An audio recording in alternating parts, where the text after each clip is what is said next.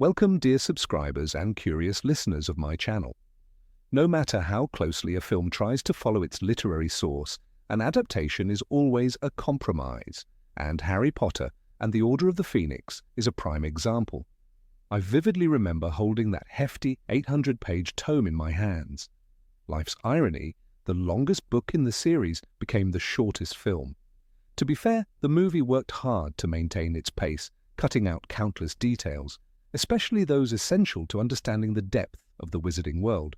But what was lost wasn't just scenes. We lost nuance, emotion, character motivation. So let's remember together what was either cut or seriously altered by the filmmakers. Enjoy watching. Number 1. St. Mungo's Hospital and the Tragedy of Neville's Parents. In the book, after Arthur Weasley is attacked by Nagini, he's taken to St. Mungo's Hospital. Harry, Hermione, and the entire Weasley family go to visit him, and it becomes one of the most touching moments in the entire book. It's there that we first truly see the weight Neville Longbottom carries. He visits his parents, once proud auras, now broken by the Cruciatus curse, inflicted by Bellatrix Lestrange and her fellow Death Eaters. The heartbreaking moment when Neville's mother silently gives him a candy wrapper speaks volumes about his character, more than any battle ever could. We also encounter Gilderoy Lockhart again, now utterly lost, his memory erased. Sadly, none of this made it into the film. Number 2. The complete absence of Quidditch. Harry's 5th year at Hogwarts sparked a whole storm, both on and off the Quidditch pitch. Harry rejoins the team but is quickly banned, along with Fred and George, after a fight with Malfoy. Umbridge not only suspends them but even confiscates their brooms. Ginny steps in as Seeker, and it's she who catches the snitch in the final match, defeating Cho Chang's team. Ron makes it as Keeper but initially fails miserably, becoming the target of ridicule and the infamous chant, "Weasley is our king." Yet by season's end, he becomes an unlikely hero. Not a single one of these emotional moments appears in the film, and yet they offered so much for Ron and Ginny's character growth. Number 3. Who found the Room of Requirement? In the movie, this discovery is handed to Neville, who stumbles upon the magical room by accident. But in the book, it's Dobby who leads Harry to it, explaining that he once used the room to care for Winky during her butterbeer binges. Fans are used to Dobby's role being heavily reduced in the films, but removing him from this key scene is yet another blow to the depth of the original. The room that became Dumbledore's army's headquarters was, in truth, first a sanctuary for a house elf. Number 4. Percy Weasley's storyline gone. Percy was always a bit of a stickler, but in the book he plays a crucial, if painful, role. He cuts ties with his family after they support Harry's claim that Voldemort has returned. Percy sides completely with the Ministry and becomes a puppet of the establishment. This causes great pain for Molly Weasley and stirs anger in Arthur and the kids. If the film had included this conflict, Percy's presence during Dumbledore's arrest would have carried far more emotional weight. Number 5. The betrayal within Dumbledore's army. In the book, the betrayal comes from Marietta Edgecombe, Cho Chang's friend. Fearing for her mother, who works at the Ministry, she tells Umbridge about Dumbledore's army. Her face is immediately cursed with boils spelling the word sneak, a clever spell from Hermione. But in the film, Marietta doesn't exist. The betrayal is pinned on Cho herself, supposedly under the influence of Veritaserum. Ironically, the movie tried to smooth things over but ended up making Harry seem cold and unforgiving, unlike the more nuanced truth in the book. Number 6. Madame Maxime's role in Hagrid's mission. In the book, Madame Olympe Maxime accompanies Hagrid on a dangerous mission to persuade the Giants not to side with Voldemort. Despite their bravery, the mission ultimately fails and the Giants choose the path of destruction. In the movie, Hagrid returns beaten and grim. But Maxime is never mentioned. Her involvement is simply erased, even though it added depth, courage, and international unity to the story. Number 7, Ron and Hermione become prefects. This moment might seem minor, but it says a lot about Harry's internal world. When he learns that Ron and Hermione are chosen as prefects and he is not, he feels confused, hurt, even jealous. Mrs. Weasley is overjoyed for Ron, more than she ever was for Harry. This deepens Harry's sense of isolation and adds to his frustration with Dumbledore, who is avoiding him throughout much of the film. Omitting this subplot removes a layer of emotional complexity that shaped Harry's mindset that year. Number 8. Forgotten friendship with the Centaurs. Hagrid didn't return from his mission alone. He came back bruised, half-conscious, and silent. But in the book, readers learned the truth. He'd been with the Centaurs. He tried to reason with them, tried to warn them. "They're angry," Hagrid told Harry. "Don't trust no one with 2 legs, they say." He believed there was still a chance, that creatures pushed to the edges might still stand with the light. But Umbridge's cruelty made that impossible. She insulted them. She called them filthy half-breeds. And the Centaurs, proud and furious, turned their backs on the wizarding world. So when they finally dragged Umbridge away into the Forbidden Forest, it wasn't random. It wasn't just a joke or a sudden twist. It was the breaking point of months of tension, of betrayal. The book made that clear, told the story of rising resentment, of a lost alliance. The film didn't. The Centaurs appeared out of nowhere like a magical punishment machine, but in truth they were something else, a warning that even in the magical world, when bridges burn, they don't always get rebuilt. Number 9. The screaming portrait of Mrs. Black. Every time someone entered number 12, Grimmauld Place, she screamed, "Mud-bloods, blood traitors, filth!" shrieked the portrait of Walburga Black, Sirius's mother, her eyes blazing with hatred. Covered by heavy curtains, she waited to be disturbed, and when she was, the house shook. It wasn't just noise, it was memory, it was legacy. Walburga's voice echoed everything Sirius ran from: pure blood obsession, family shame, the weight of a name he never wanted. "This is my parents' house," Sirius told Harry. "I hated it." Her portrait was a curse he couldn't remove, like her hatred had seeped into the walls. The film never shows her, not once. No screaming, no portrait, no reminder that even inside his own home, Sirius was never free. Her absence means more than a missing prop. It erases a piece of him, a reminder that his rebellion came at a cost, that he wasn't just fighting Voldemort, he was fighting ghosts of his own. Without her, Grimmauld Place becomes just another dark house. But in the book, it was a battlefield, and Sirius never really won. Number 10. Dumbledore and Harry's conversation after the battle. The door closed behind him. The office was silent. Glass instruments lay shattered on the floor.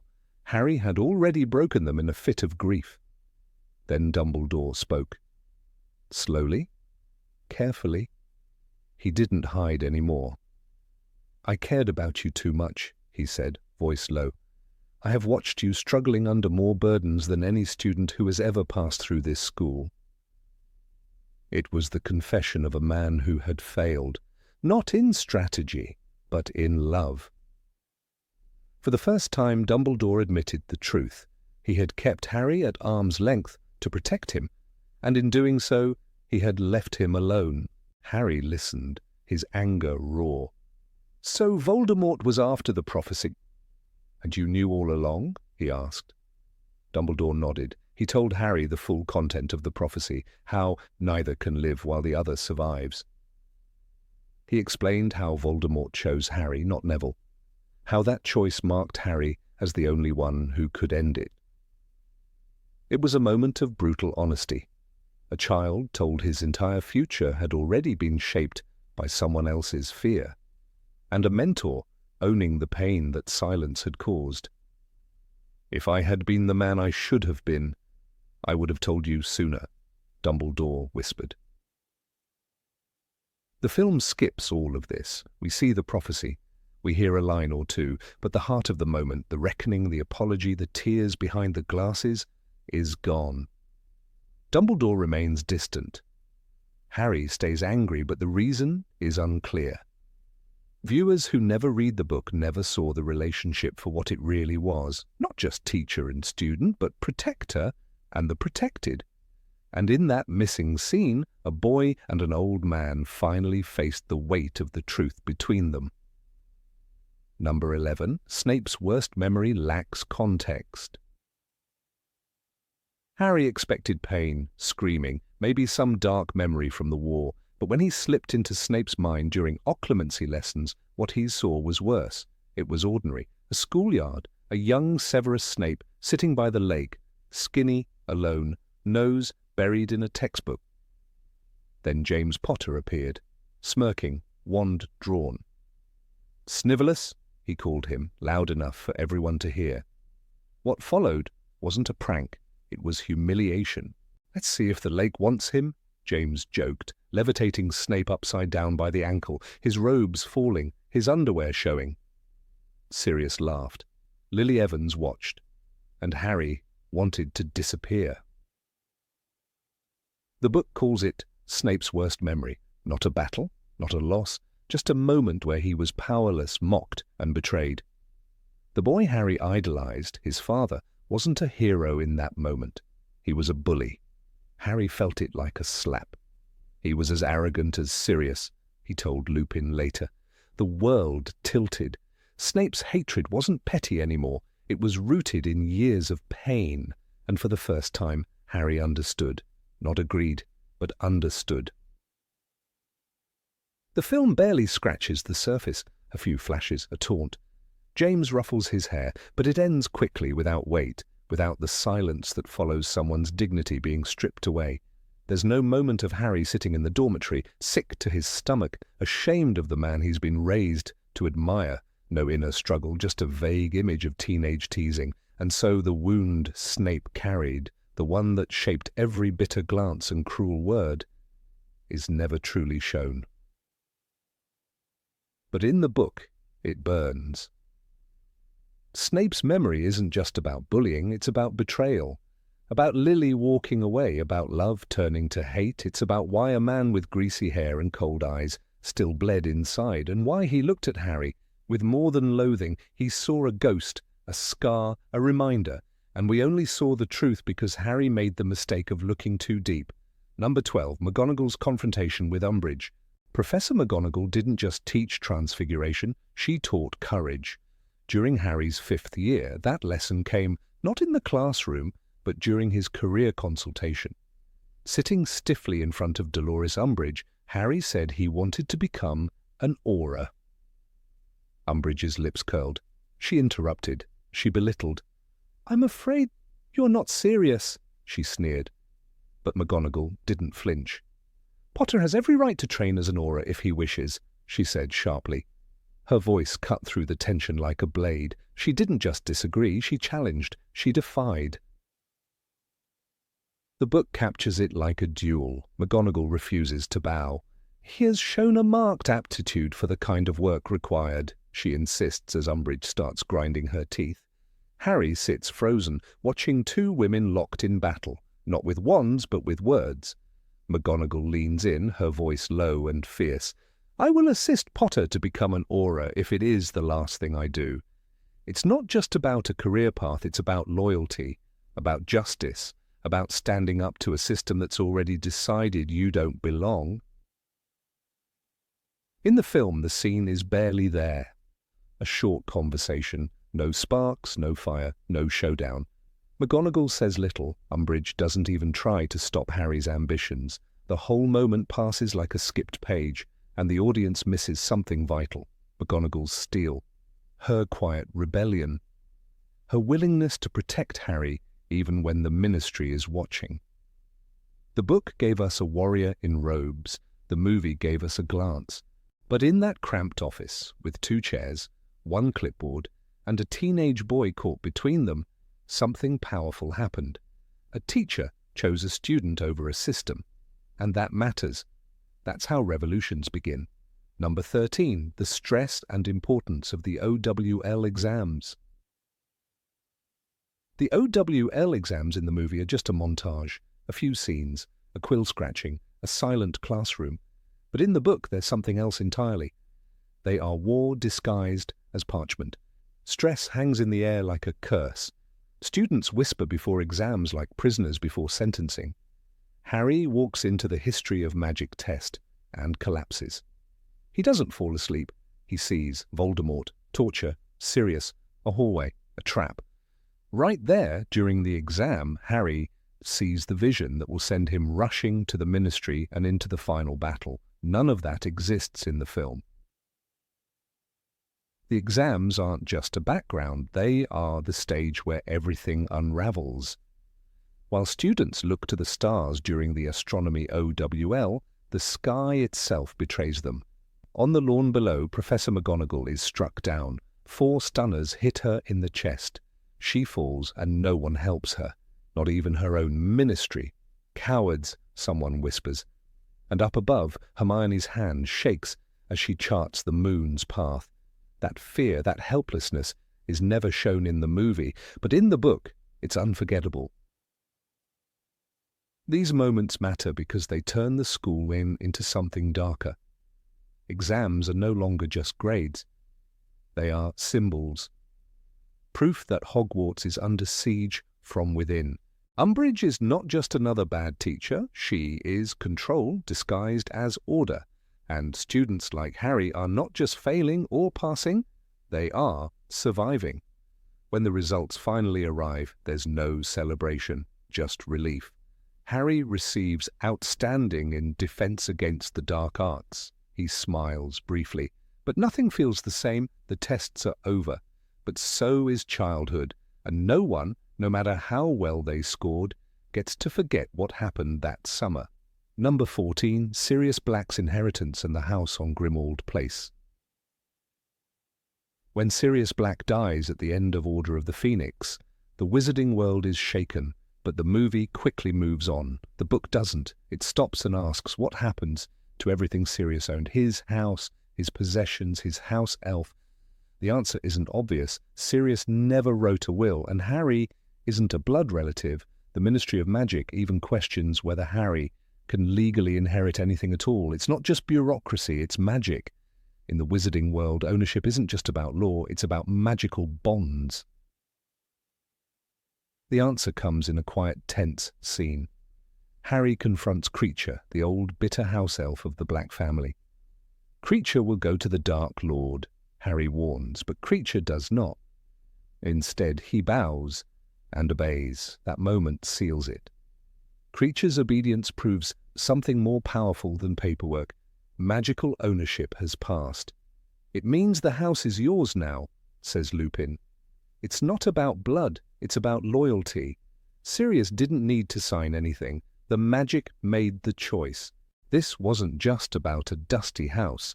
Number 12, Grimmauld Place was the headquarters of the Order of the Phoenix. Without clear ownership, the entire resistance was at risk. If the house rejected Harry, or worse, accepted someone like Bellatrix Lestrange, the consequences would have been catastrophic. The film skips this entirely. We never see the anxiety, the doubt, the moment Kreacher chooses. Without it, Sirius's death feels smaller, less permanent, less real. But in the book it changes everything. Harry inherits not just a house, but a legacy. He gains command of Kreacher. He gains access to the ancient Black family's secrets, artifacts, and defenses. He inherits a place from someone who loved him like a son. That silent passing of the torch becomes part of the war itself.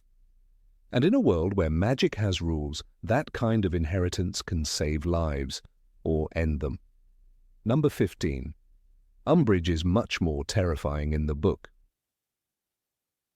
Dolores Umbridge entered Hogwarts draped in pink cardigans and a deceptively sweet smile, but the book Harry Potter and the Order of the Phoenix reveals a far more sinister figure than what was shown on screen.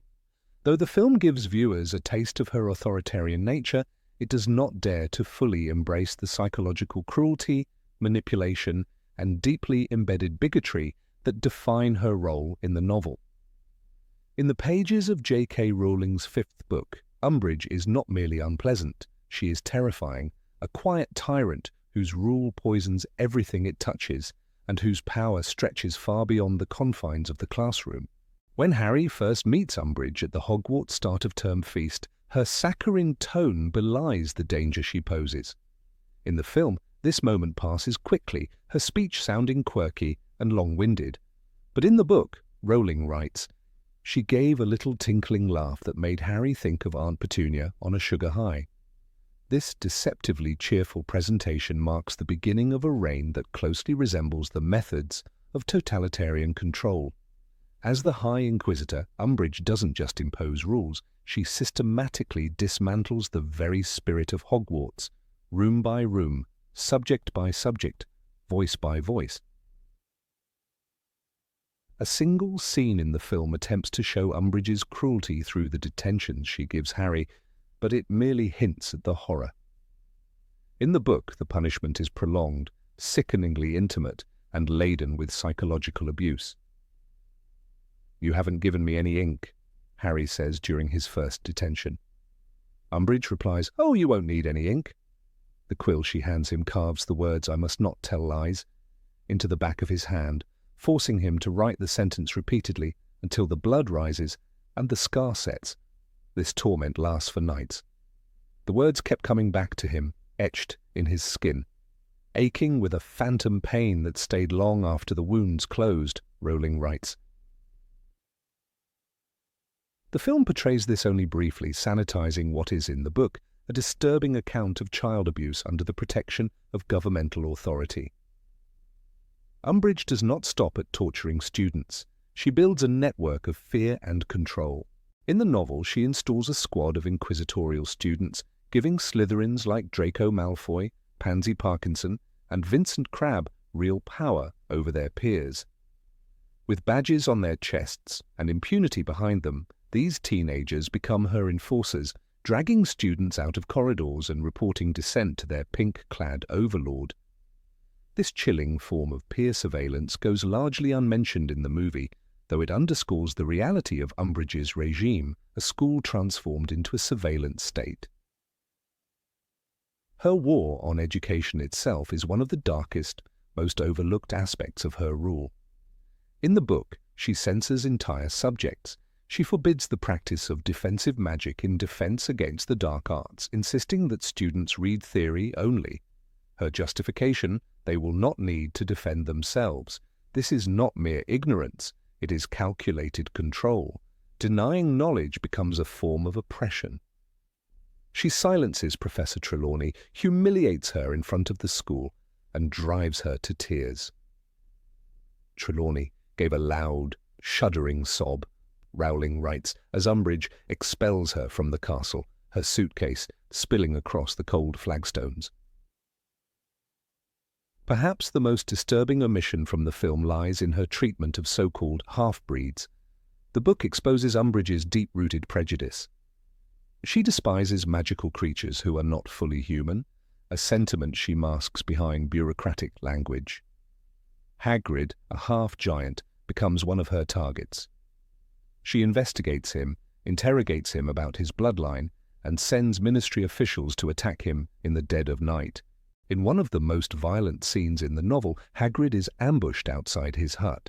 They were firing stunning spells at him. He roared and knocked them aside like dolls, Rowling writes.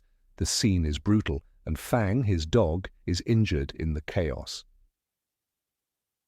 The film erases this scene entirely, failing to show how far Umbridge's hatred goes when confronted with beings she considers impure. Her disdain for creatures like centaurs is even more glaring in the book. In a harrowing climax, she insults an entire herd of centaurs, calling them filthy half-breeds. Her words spark their fury. She had arrogantly entered the Forbidden Forest with Hermione and Harry, thinking herself untouchable. But her prejudice blinds her.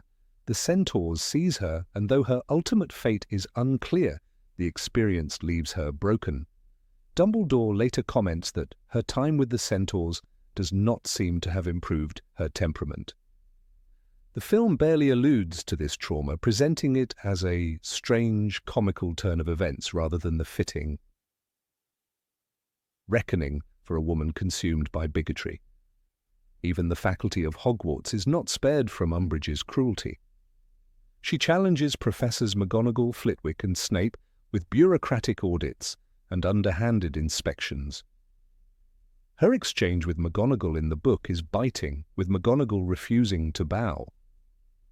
"I should have made my meaning plainer," she snaps at Umbridge. "He has every right to sit the examination, and I shall ensure that he does." The book portrays a daily war between Umbridge and the loyal teachers who attempt to shield students from her grip. These verbal battles, these moments of resistance, are crucial to understanding how tyranny is fought, not through grand gestures, but through quiet defiance. The book also shows how Umbridge uses her authority to manipulate the media.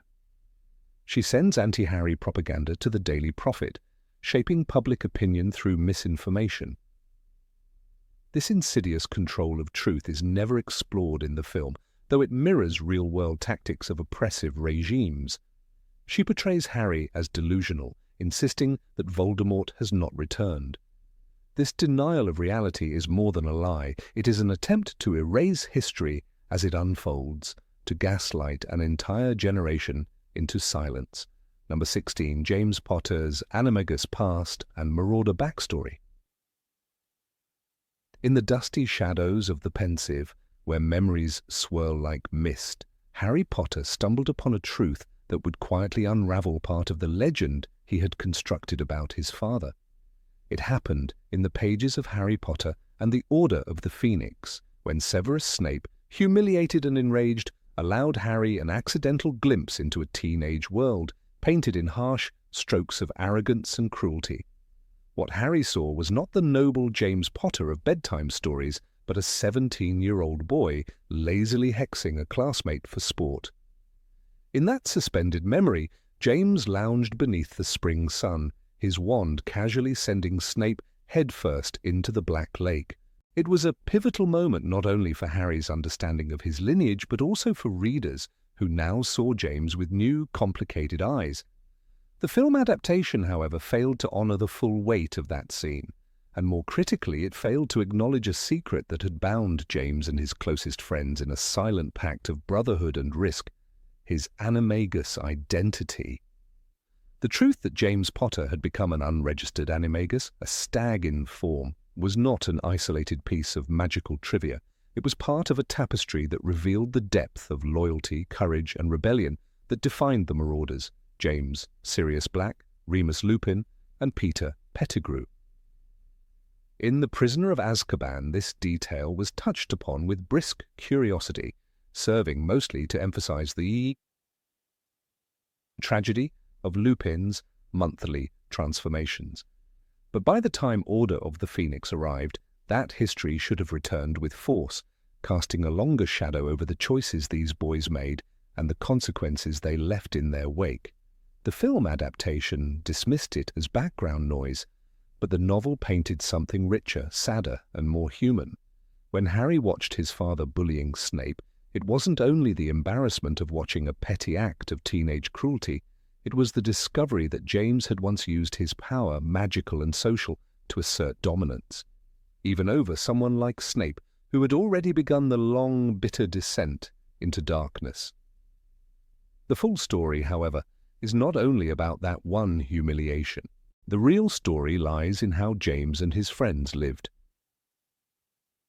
Outside the rules, how they mastered magic beyond their age, and how they chose to become illegal animagi not for glory, but to protect Remus Lupin during his lycanthropic transformations.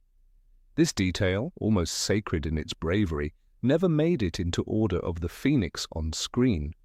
The Marauders' choice to become animagi began in their third year at Hogwarts. It took them the best part of 3 years to work out how to do it, Lupin once revealed, a line that stands like a quiet monument to youthful audacity. James, in particular, became a stag, his form so iconic it earned him the nickname Prongs.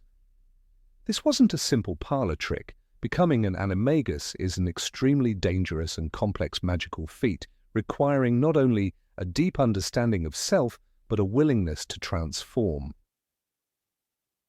one's body entirely. The animagus transformation reflects the soul. For James, a stag, proud, powerful, noble, seemed fitting. But the transformation also bound him to his friends in an unbreakable circle of protection. They would sneak out together under moonlight, hide in the forbidden forest, and run beside a werewolf who might otherwise have lived in agony and isolation. That layer of their past was essential to understanding who James really was. In the memory Harry watched, James wore the mask of a carefree, swaggering teenager. But had the film taken the time to reference his animagus form in this context, it might have balanced the image with greater clarity. James wasn't merely a tormentor. He was also a boy who once risked imprisonment. Animagi must register with the ministry paid to help a friend. That contradiction is what made him fascinating, and it's what made his fall from Harry's pedestal so meaningful. Viewers of the film never saw this complexity. They saw a prankster without purpose. They saw a father undone by his own cruelty. But the book insisted on more. The book whispered he was young, he was flawed, but he was brave. Sirius Black's own transformation into a great black dog, Padfoot, was part of this same secret. The Marauders etched their names into the magical map that would one day guide Harry through the castle. They signed it with affection, Messrs. Mooney, Wormtail, Padfoot, and Prongs. Without understanding that James was Prongs, viewers missed the most powerful symbolism when Harry summoned the silver stag as his Patronus. The stag wasn't just a shape, it was an echo of his father, an unconscious connection to the legacy of protection and defiance James left behind. It was how Harry unknowingly carried James's animagus form into battle, again and again, as he drove off Dementors and clung to hope. When Harry first summoned that Patronus at the lake, believing his father might appear, the illusion was not random. His mind reached for what it knew without knowing, a stag who once ran through the forbidden forest by moonlight.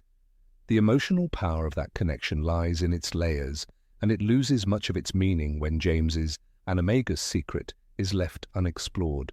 By the time Order of the Phoenix rolls around, that secret should have been woven into the story's emotional spine. When Harry sees James humiliate Snape, he should also remember that this was the boy who later transformed himself into an animal to comfort a suffering friend. That contrast would have given the scene its proper depth. Number 17.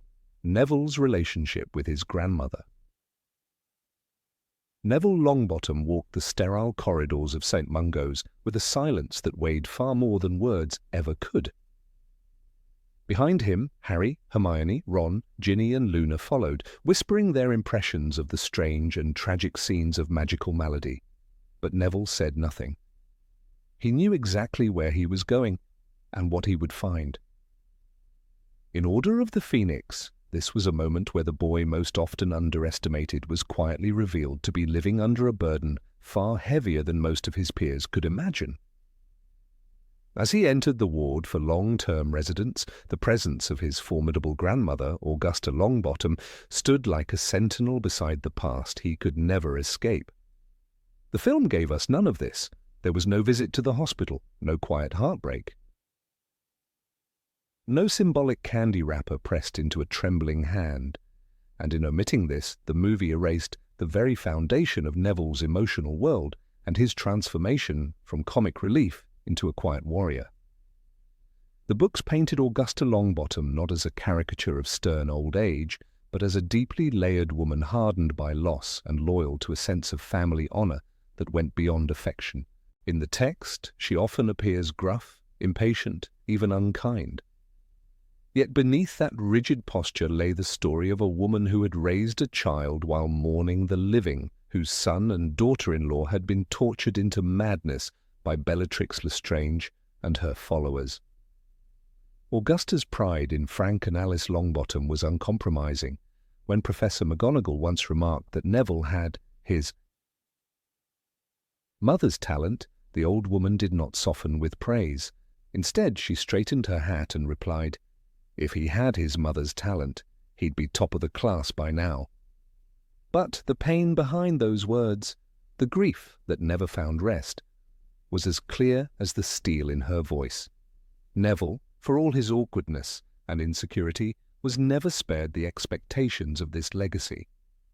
Raised in a household defined by memory and duty, he learned from a young age that he was supposed to live up to the courage of two Aurors who had faced Voldemort's darkest allies and paid a terrible price. He did not live in awe of their memory. He lived beneath it. The visit to St. Mungo's in the book is one of the rawest scenes in the entire series. It shows a Neville who tries to stand tall in front of his friends, but whose silence is pierced when his mother, unknowing and broken, shuffles forward and presses a candy wrapper into his hand. "Thanks, Mum," he whispers, holding back tears, and keeps it like a treasure. It is not magic that sustains him, but these tiny, painful rituals of loyalty. The film, in its streamlining of the narrative, omitted this entire thread. While it gave Neville more screen time than in previous installments, it cut out the context that gave his growing bravery real depth. Without Augusta, and without the hospital scene, the audience never sees the full weight of what he carries. He becomes a convenient ally, a supporting figure in the climactic scenes at the Department of Mysteries. Yet in the book, Neville's growth is far more than plot utility. It is the moral arc of a boy becoming a man, shaped not by destiny, but by pain, loyalty, and silent courage. What the film also missed was how much Neville's relationship with his grandmother mirrored a generational tension. Augusta expected strength, not because she was cruel, but because that was all she knew. She had lived through a war. She had seen her son broken. She believed that emotional vulnerability was a luxury her family could no longer afford. Her love for Neville was filtered through that harsh lens. She didn't offer comfort, but she offered structure, discipline, and an unspoken belief that he could one day be worthy of the Longbottom name. This, more than any spell or prophecy, was the force that shaped Neville. Readers saw this shaping over the course of the fifth book. Dumbledore's army became a crucible in which Neville found a purpose. Freed from the shadow of official lessons and the condescension of professors who had long dismissed him, Neville practiced spells over and over, his hands trembling, his voice cracking, but his determination never faltering. It was not simply the joy of learning magic, it was the desperation to become someone his parents would recognize, someone his grandmother would not have to make excuses for. When he successfully casts a shield charm in the room of requirement, his eyes widen, not in triumph, but in stunned disbelief that perhaps at last he is beginning to matter.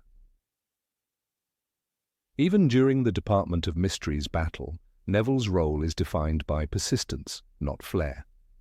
He fights despite a broken nose, a leg injury, and a wand that is not his own. He does not back down even when his words are slurred by blood. He's still trying to protect us, Harry thinks. The book allows us to see the cost of Neville's strength. The movie, by comparison, gives us only glimpses, brief moments of courage that arrive without context or consequence. The emotional climax of Neville's story, in Order of the Phoenix, is not the duel with Death Eaters, but that wordless exchange in St. Mungo's, the candy wrapper, the tear he tries to hide, the way he pockets the wrapper like a sacred relic. That moment is everything. It shows how deep his love runs for people who can no longer speak to him, how committed he is to a family that remains broken yet whole in his heart. It also demonstrates that his pain is quiet, constant, and unspoken. It does not drive him to rage or revenge. It drives him to become stronger in the only way he knows, by enduring. Number 18, the story behind Sirius's two-way mirror. In Harry Potter and the Order of the Phoenix, there exists a small, almost unnoticeable moment that ends up carrying the weight of unbearable regret. It's the kind of moment that shapes a person's soul long after the action or the inaction has passed. In the book, this moment takes the form of a simple gift, a two-way mirror handed to Harry Potter by Sirius Black. A mirror that could have, in theory, changed the course of Harry's story, but the film adaptation chose to omit it entirely. And with that choice, something irreplaceable was lost, not just a plot device, but a haunting piece of emotional truth. The mirror, described in the book as a small square glass with a shining frame, was once part of a pair used by Sirius and James Potter to communicate secretly when they were at Hogwarts. It's a relic of youthful mischief, passed on with a grin and the hope of staying in touch during dangerous times. Sirius gives it to Harry before Christmas, tucked away in a package, urging him to use it if he ever needs to speak with him. Sirius's words in the book are clear and heartfelt. "I want you to take this. Use it if you need me, all right? Use it if you want to talk. Just say my name into it. You'll be able to see me and talk to me." But Harry doesn't use it, not once. The mirror stays hidden at the bottom of his trunk, forgotten as the anxiety of his 5th year grows. The pain of isolation, the fear for his godfather's safety, the uncertainty of the world, they all pile on him. Yet he never reaches for the mirror. It becomes the ultimate symbol of missed opportunity. And when Sirius dies at the Department of Mysteries, Harry's heart shatters under the weight of realization. The boy who lived is now the boy who might have saved someone had he only looked. The omission of the mirror from the film removes this profound layer of tragedy. The audience never sees Sirius hand Harry the mirror. They don't hear his voice urging Harry to use it if he ever needs him. Instead, the film speeds through the narrative, robbing Harry of a key emotional turning point. In the book, after Sirius's death, Harry finds the mirror again and understands too late what it meant. Rowling writes, "Harry pulled open the parcel and the contents slid out into his hand, a square mirror in a cracked and worn wooden frame. He turned it over and over in his fingers, but he did not recognize it. Then he remembered. Sirius had given it to him just before Christmas. The crushing guilt that follows is something no spell could undo." By excluding the mirror, the film not only weakens Harry's inner journey, it also creates confusion later in the series. In Harry Potter and the Deathly Hallows, the mirror reappears. Harry carries a shard of it, and through it, he glimpses the eye of someone he believes to be Dumbledore. It leads to a moment of salvation, Aberforth Dumbledore using the mirror to rescue Harry and his friends from the Malfoy Manor. But the film audience is left puzzled. What is this mirror? Why does Harry have it? How does it connect to Sirius or anyone else for that matter? Without the proper setup in Order of the Phoenix, this crucial moment in Deathly Hallows feels abrupt and disjointed. The emotional continuity breaks. The viewers who haven't read the books are denied the catharsis of understanding that this mirror, once ignored, now becomes an unlikely savior. It's a poetic irony that only works if you know the full story. But in the cinematic universe, that thread was cut. The presence of the mirror in the book also adds a depth to Harry's grief that cannot be replicated through tears or screams. When Dumbledore tells Harry that Sirius's death is not his fault, Harry struggles to believe it, not because he enjoys suffering, but because he knows, deep down, that he might have prevented it. He might have checked the mirror, he might have called out. But he didn't. That kind of guilt doesn't fade. It lingers in the corners of his mind, a quiet voice whispering, "You could have saved him." In a story defined by trauma, loss, and the lingering shadows of regret, the mirror is not just an object. It is a vessel of memory, of what could have been, of the way youth is stolen by war. In omitting it, the film removes one of the most human elements of Harry's journey. He is not just a boy chosen by fate. He is a boy who made choices, and one of those choices was silence. The mirror's absence also erases a connection to Sirius that feels essential. After all, Sirius is the closest thing to a father Harry ever has. Their bond is one of the few lights in Harry's dark world, and the mirror serves as a symbol of that bond, a way to speak across distance, across danger, across fear. The choice not to use it speaks volumes about Harry's mindset, his reluctance to involve Sirius, his stubborn independence, and perhaps his fear of being vulnerable. It's a layered, complicated moment, and the film simply sweeps it away. The irony is so sharp it almost hurts. Harry is tormented by dreams and visions, unsure of what is real. When he believes Sirius is being tortured in the Department of Mysteries, he rushes into a trap. But he could have checked. He could have looked. The mirror was right there, wrapped and waiting. But Harry, overwhelmed by emotion and urgency, forgets it. And when the battle ends and Sirius falls behind the veil, the mirror becomes a symbol of everything Harry didn't do. This isn't just about plot mechanics or explaining how Aberforth finds Harry. It's about how grief works. In Rowling's world, grief is never simple. It's layered with what-ifs and could-have-beens. The mirror is a perfect metaphor for that. It reflects not just another person, but the choices we make and the consequences we carry. Harry's silence becomes his burden. And though he tries to forgive himself, the pain echoes across the final books. Even when the mirror returns in Deathly Hallows, it's no longer a source of comfort. It's broken. Harry carries only a shard of it, like a piece of himself. And when he sees that blue eye in the glass, it's not a moment of joy, it's a flicker of confusion and sorrow. He never truly gets to use the mirror the way it was intended. He never gets to speak to Sirius again. The moment is gone. The silence remains. In the book, when Aberforth later tells Harry that he bought Sirius's mirror from Mundungus Fletcher, it adds another sting of irony. Mundungus, the petty thief, sold what should have been sacred, and yet even through that the mirror still serves its purpose. Aberforth uses it to help Harry, completing a circle that began with a gift Harry never used. That's the kind of storytelling that lingers. By denying viewers the chance to see Harry receive and ignore the mirror, the film misses an opportunity to show how even heroes falter. Harry's mistake is deeply human. He forgets, he avoids, he believes he can handle it all on his own. And that's what makes the loss so devastating. The viewer should feel that. They should see the mirror fall from his hands as he kneels in grief, realizing he had the key all along. The exclusion is subtle, but its impact is vast.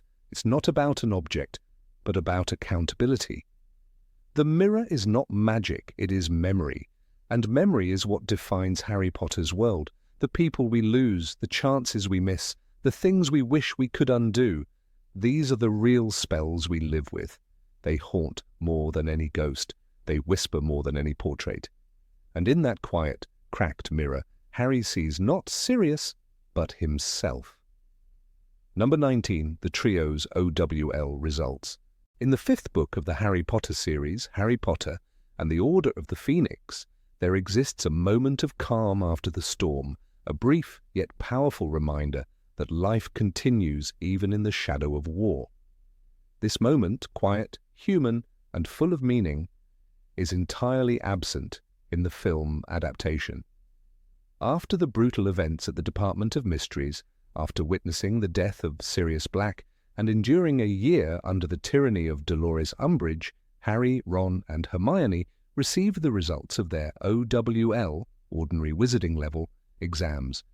It's a moment that offers a subtle yet profound contrast to the chaos surrounding them. The omission of this scene from the movie does more than cut for time. It severs a critical thread that connects the world of magic to the very real experiences of growing up. In the book, this detail is not just a bureaucratic epilogue to a traumatic year. It serves a thematic function. Rowling doesn't simply throw her characters into battle after battle. She insists on grounding them in the rhythm of school life, exams, friendships, and the agonies of adolescence.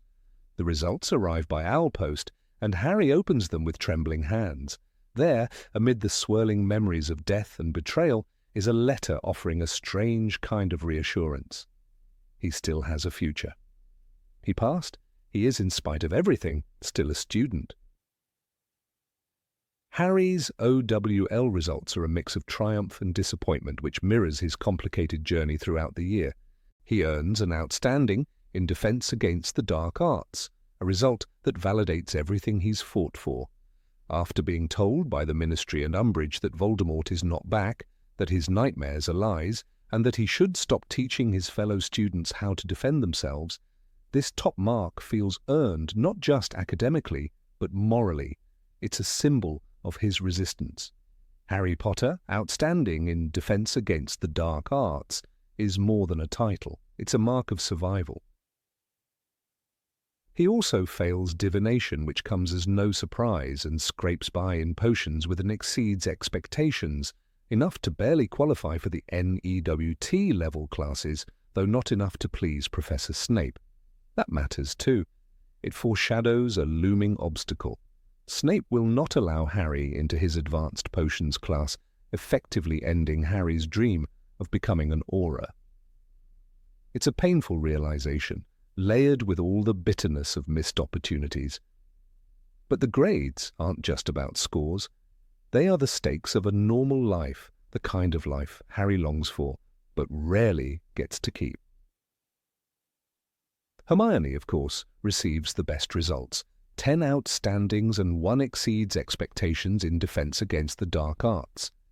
She had been nervous about it, thinking she might have performed poorly, but in true Hermione fashion, she over-prepared and overachieved, even during a year in which she helped form Dumbledore's army and faced down Umbridge's inquisitorial squad. It's a detail that reinforces her strength, not just of mind, but of character. The film never shows this. It lets her brilliance fade into the background of war and rebellion, reducing her to a sidekick, when in truth she is the brains and moral backbone of the trio. Ron's results are also telling. He receives 7 OWLs, including an exceeds expectations in defense against the dark arts. For a boy who constantly lives in the shadow of both his brothers and Harry, these scores are a quiet form of vindication. Ron is often portrayed as the comic relief or the loyal sidekick, but these results prove he's capable in his own right. He's not just along for the ride. He has earned his place, and in a world where everyone is measured against Voldemort's growing power, Ron's academic success is a kind of resistance as well. The emotional resonance of this moment is not in the numbers, but in what they represent. These teenagers went through psychological torment. They fought Death Eaters, defied the Ministry, and watched a loved one die. The results of their exams show that they still care about the ordinary things: grades, futures, choices. This is the paradox that Rowling captures so well, that in times of war, the mundane becomes sacred. A past exam means hope, a career path means survival. These things don't trivialize the war, they illuminate what is at stake. The film adaptation of Order of the Phoenix does away with this entire thread. There is no owlpost, no envelope with creased parchment and trembling fingers, no small moment of relief or heartbreak. There is only the wide-angle aftermath of the battle, the mourning of Sirius, and the quick cut into summer. By removing the exam results, the film inadvertently suggests that school doesn't matter anymore, that education is irrelevant in the face of Voldemort's return. But that is not the message of the book. The book insists that school, however flawed, however dangerous, is the last remaining structure of normalcy in a world unraveling. This is why the omission hurts. It disconnects the audience from the human experience of war. Wars are not fought only on battlefields. They are endured in classrooms, in letters from exam boards, in the desperate attempt to pretend that life goes on. Harry, passing defense against the dark arts, is not about triumph over Voldemort. It's about holding on to some version of himself that isn't consumed by Voldemort. Hermione's near-perfect marks aren't about bragging rights. They're about making sense of a world where reason and logic are breaking apart. Ron's success is a whisper that he too belongs. There is something quietly devastating in the book when Harry realizes that even after all he's done, he might not be able to become an Auror because of Snape's standards.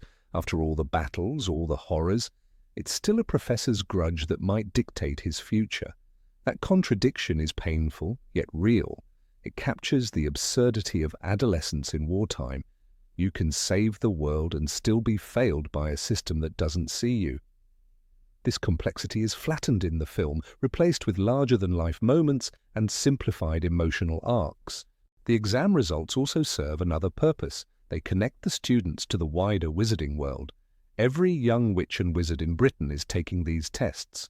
It's a rite of passage. While Harry, Ron, and Hermione are engaged in extraordinary acts, the exams remind us that they are still part of a generation. They are not heroes on pedestals. They are classmates.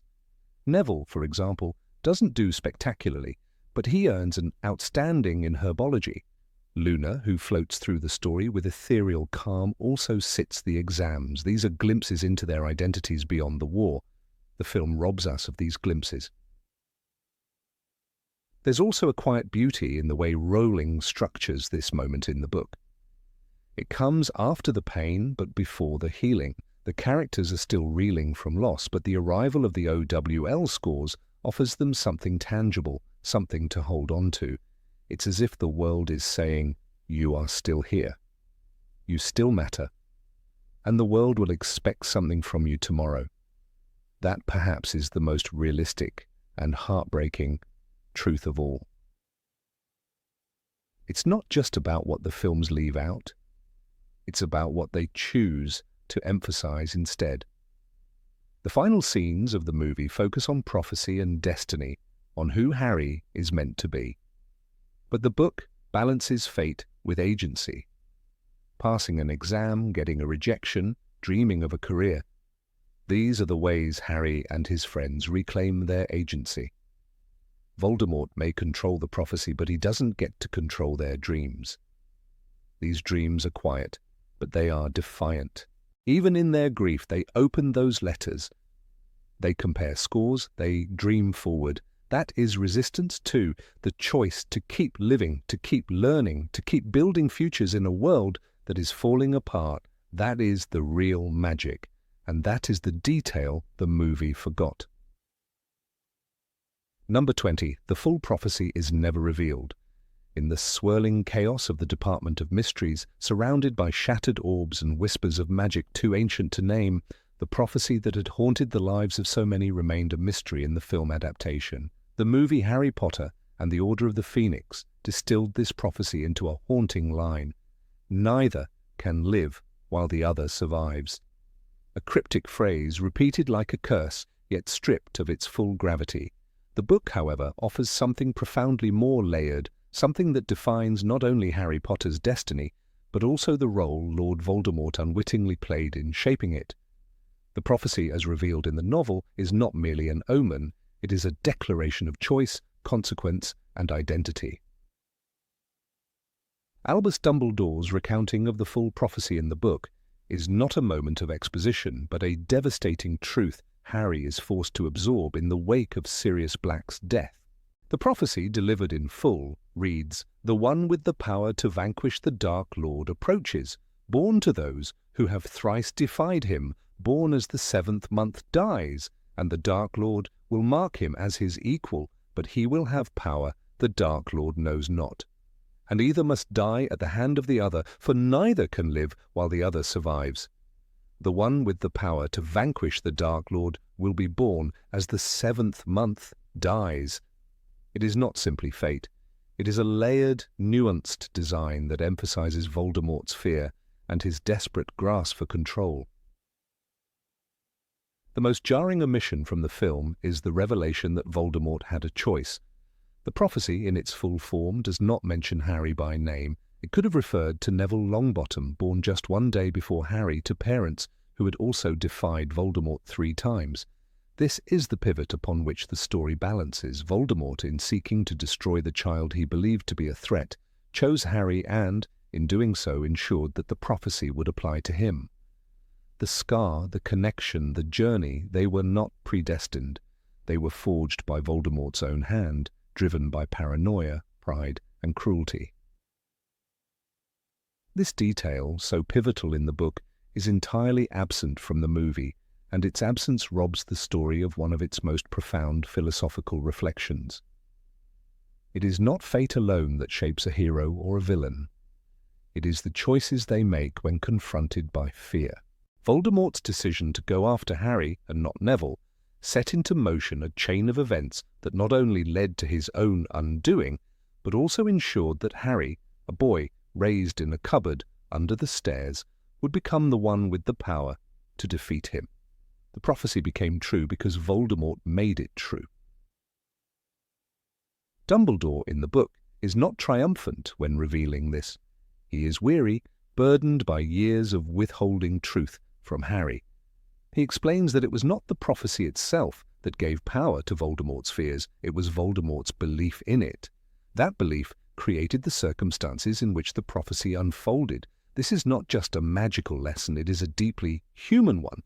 Belief can shape reality. Fear can become a self-fulfilling prophecy. The film's refusal to explore this robs the audience of an essential layer of complexity. Neville Longbottom's quiet arc, which runs like an undercurrent through the series, is also diminished by this omission. In the books, Neville is not just a loyal friend, he is the boy who might have been the chosen one. The reader is invited to consider what might have happened if Voldemort had chosen differently. Would Neville have grown into his strength earlier? Would his own quiet courage have led him to the same final confrontation? This parallel adds depth not only to Neville's character but to Harry's journey. They are two sides of the same coin, shaped by different circumstances but bound by the same possibility. In removing this element, the film also strips the Department of Mysteries scene of its emotional and narrative weight. In the book, that chamber is not simply a stage for a wand battle, it is a place where the very nature of destiny is put on trial. The orbs that line the shelves are not weapons, they are memories of predictions, stored whispers of time yet to come. When the prophecy is shattered during the battle, it is more than a physical loss, it is symbolic. The future is no longer dictated by an object, but by the choices the characters make going forward. This also deepens the tragedy of Sirius Black's death. In the film, Sirius's fall into the Veil feels like a tragic but random casualty of war. In the book, it is part of a greater emotional storm that culminates in Harry's confrontation with Dumbledore, where the full prophecy is finally revealed. That grief, raw and unfiltered, shapes Harry's understanding of himself and his place in the war. He's not just a target, he is someone who was chosen because a madman believed he had to be. The realization that Voldemort made him the chosen one is both a curse and a liberation. When Dumbledore tells Harry, it was, I believe, the greatest regret of his life that he acted without checking whether the child he marked truly was the one mentioned, the reader is reminded that even the darkest wizard can be blinded by his own assumptions. Voldemort's actions were not driven by certainty, but by fear of a prophecy he only partially understood. In contrast, Dumbledore emphasizes the importance of choice. Harry is not bound by the prophecy. He chooses to fight because he values love, friendship, and justice. The idea that neither can live while the other survives becomes less of a prophecy and more of a realization. As long as Voldemort lives, Harry's world, his peace, his safety, his ability to love will always be under threat. And so Harry must choose to confront that darkness. The prophecy doesn't force his hand. It merely reflects the shape of the war Voldemort began the moment he chose Harry as his enemy. This exploration of choice over destiny is one of the most powerful messages in the entire series. It aligns with the recurring theme that the past is written, but the future is ours to shape. When the movie reduces the prophecy to a single cryptic line, it loses this richness. The audience is left with a vague sense of doom rather than a deep understanding of how evil, in trying to prevent its own destruction, often becomes its own destroyer. The full prophecy is also a brilliant piece of narrative structure. It encapsulates the entire arc of the series in a few lines. It references the past, those who have thrice defied him, defines the present, the marking, as equal, and points to the future, the power he knows not.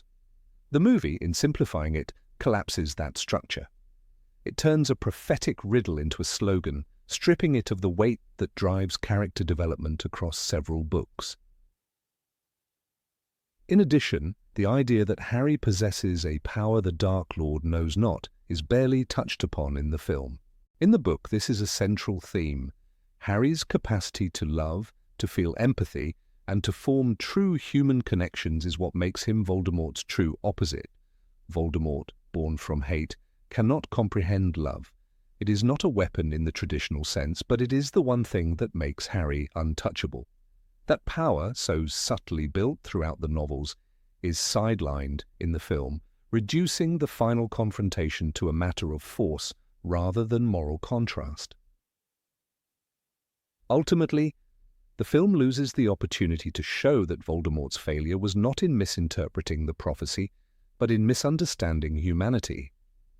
His inability to comprehend love, choice, and the strength found in weakness led him to choose the one child who would grow into the very thing he could never defeat.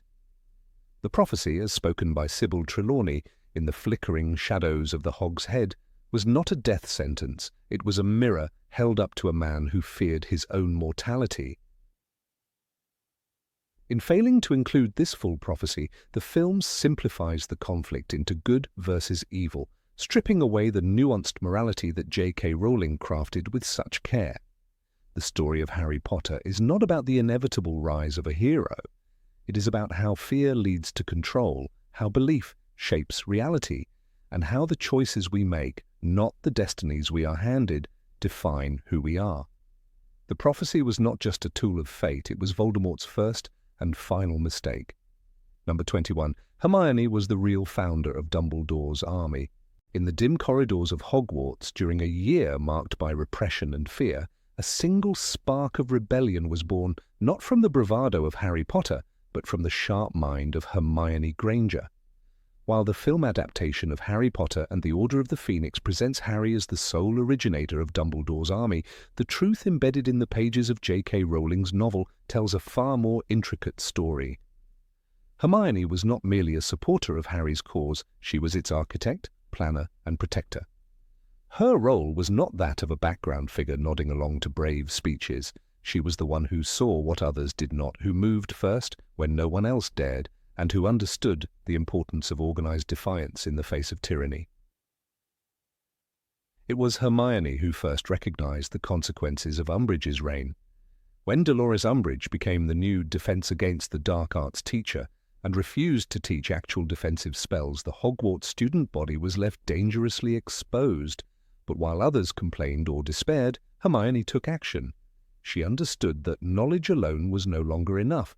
They needed practice, and they needed it urgently. It's all very well to read about using defensive spells, but if we're going to be attacked, it won't be good enough just to know them, she said in the book, during a meeting at the Hog's Head. That meeting wasn't Harry's idea, it was hers. She arranged it, convinced Harry to lead, and recruited those who came. This single detail, erased or blurred in the film, changes everything. In the film, the audience sees a simplified version of events. Harry, troubled and frustrated, decides to teach his classmates. Hermione and Ron follow, loyal as ever. But in the book, Rowling gives Hermione the agency of a general. She did not simply support Harry, she directed him. She recognized that his experience with real combat, with facing Voldemort, made him the best possible teacher. But she also knew that Harry would never volunteer on his own. She had to persuade him, carefully and persistently. Without Hermione's foresight, Dumbledore's army might never have existed, and if it did, it would have lacked structure, caution, and the sharp edge of strategy she brought to the table. Hermione's brilliance didn't stop at initiating the group. She understood the risks. They weren't merely organizing a club, they were defying the Ministry of Magic, defying Umbridge, and endangering their own futures. It was Hermione who found the room of requirement, ensuring their practices would remain hidden. But her most cunning move was the jinx she placed on the list of members. Each person who joined wrote their name down, and Hermione enchanted the parchment. If anyone betrayed the group, their name would be cursed. When Marietta Edgecombe informed on them, Boyle's spelling sneak erupted on her face. That wasn't Harry's doing, it wasn't Dumbledore's plan, it was Hermione's, cold, precise, and necessary.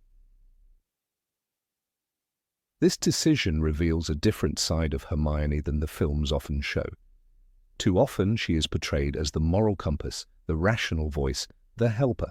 But in truth, Hermione is a strategist who understands the balance between idealism and ruthless practicality. She loved rules, yes, but she loved justice more. She broke rules when it mattered, and she did so with intent. The jinxed list is a perfect example. It wasn't just protection, it was deterrence. She didn't wait for betrayal to strike. She built the trap in advance. She made it clear treachery had consequences.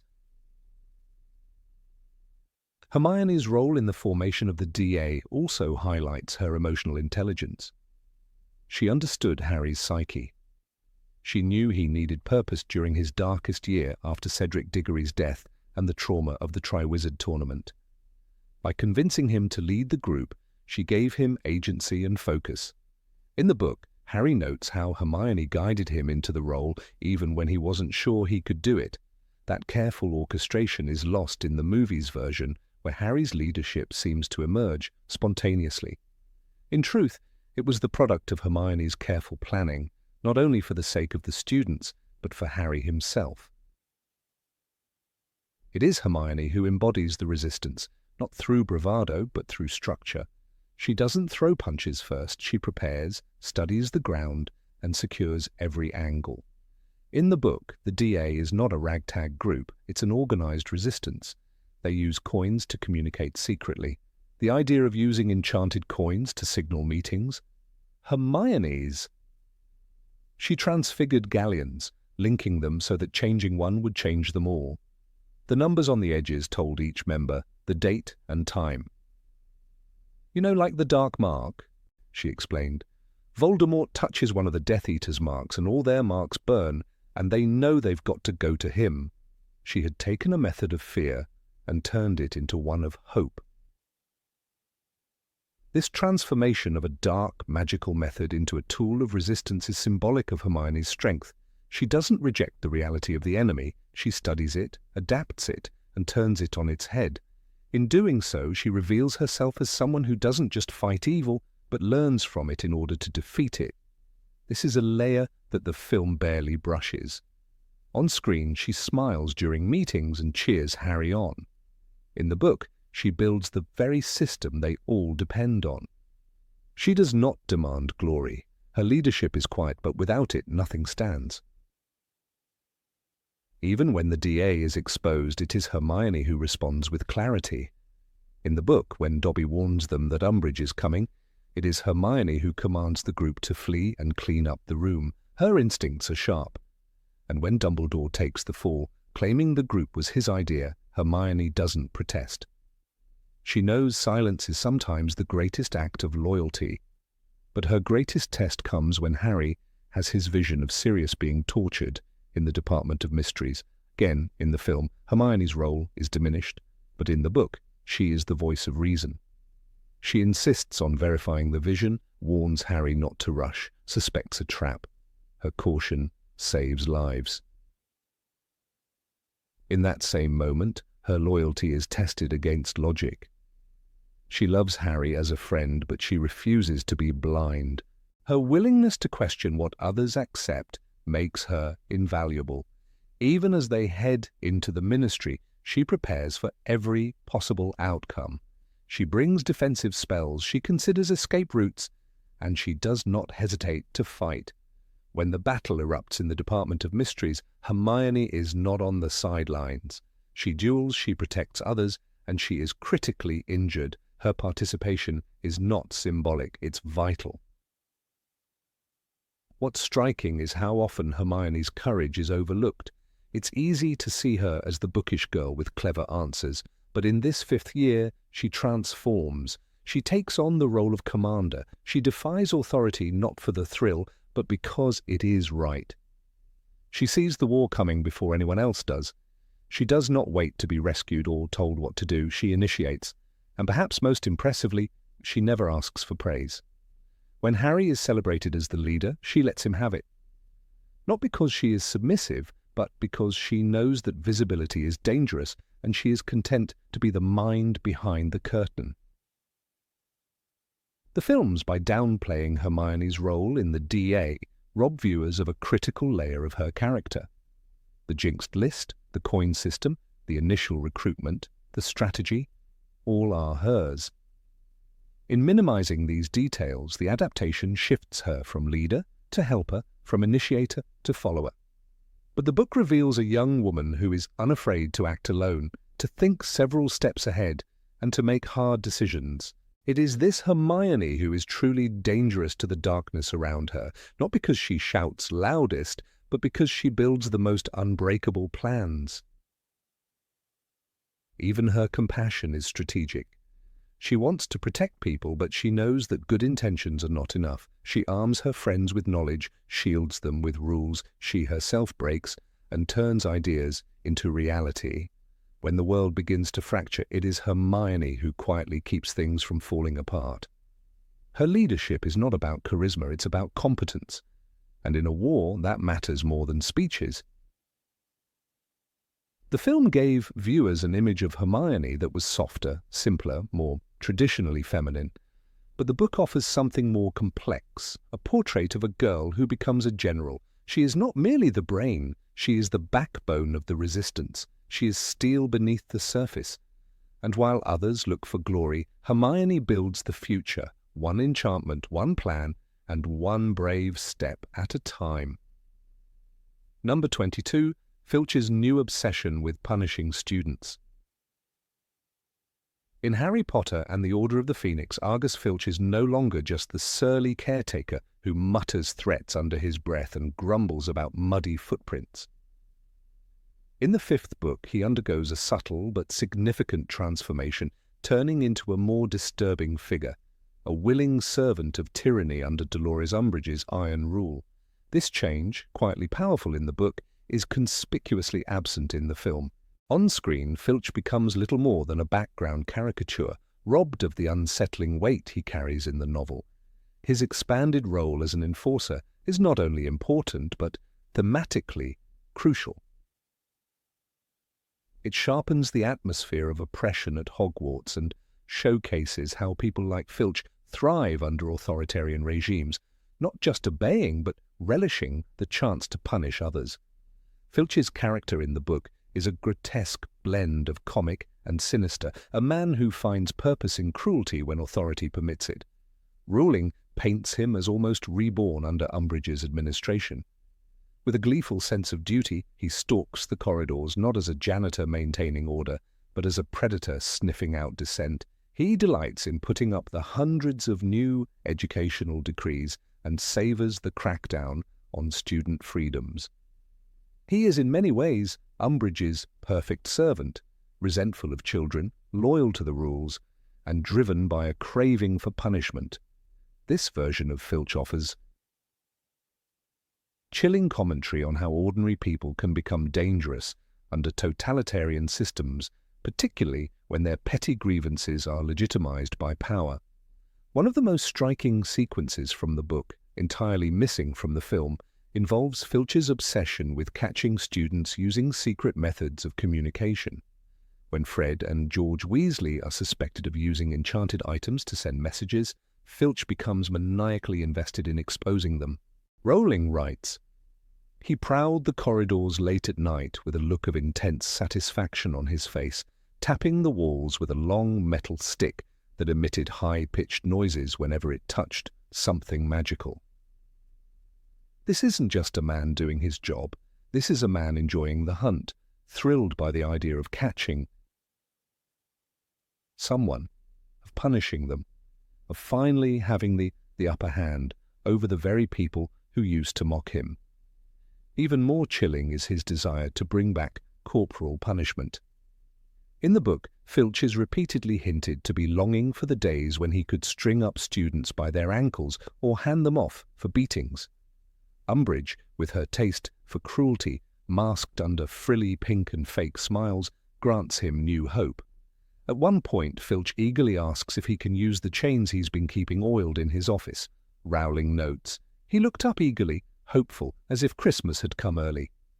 The image is grim, yet it captures the way authoritarian power can animate old brutality and make it feel righteous again.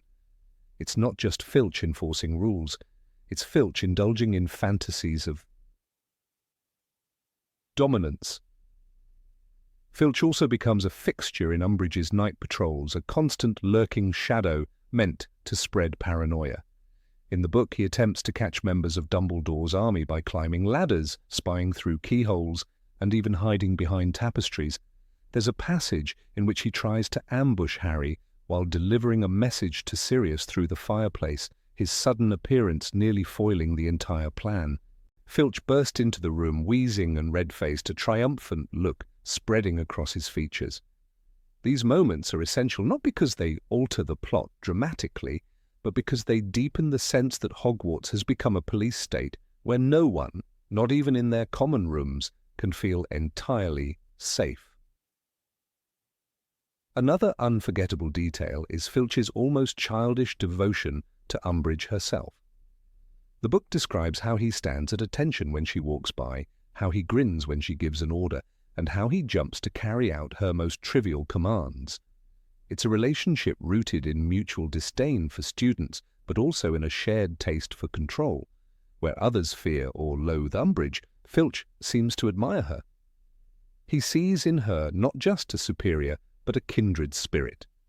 This adds another layer to the disturbing portrait Rowling paints.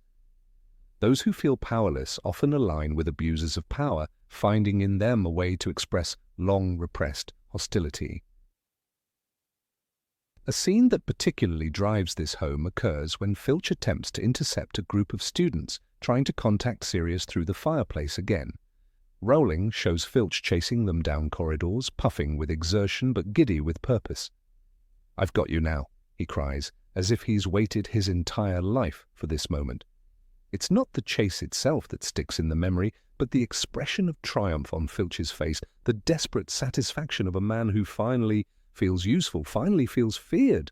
The visual is grotesque, almost pitiful, yet underscores how the dynamics of power twist the weakest into the most zealous enforcers. In contrast, the film barely scratches this surface. Filch appears briefly, often silently, shuffling behind Umbridge or rolling up proclamations. The chilling glee, the eager sadism, the nighttime prowling, all of it is stripped away. Without these scenes, the viewer loses the sense of how total the regime's grip on Hogwarts truly was. The absence of Filch's full role also removes the chance to reflect on how authoritarianism doesn't just rely on top-down control, but on willing instruments, people who are empowered by cruelty. It was not just Umbridge running the school, it was Filch crawling through the darkness, sniffing out hope and stamping it out. The moment when Fred and George unleash their fireworks rebellion is much richer in the book, partly because Filch's reactions are so vividly portrayed. He runs around in a panic, unable to cope, howling at the skies as Catherine wheels bounce off walls and magical rockets chase professors. He was trying to squash one with a chair, Rowling writes, but it zoomed out of the way and shot up his trouser leg. The slapstick tone here doesn't diminish the deeper truth. Filch, the proud enforcer, is humiliated, his tools are useless, his authority is mocked. It's a moment of poetic justice, a turning of the tide in a book where tension has long been boiling. Moreover, Filch's presence during the inspections of other professors is notable in the novel. He is often seen lurking beside Umbridge when she visits Hagrid's hut or attempts to undermine Professor Trelawney.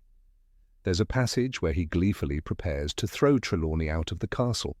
Rowling notes his arms full of boxes, dragging luggage through the snow with visible relish. He is not just following order, he is reveling in them.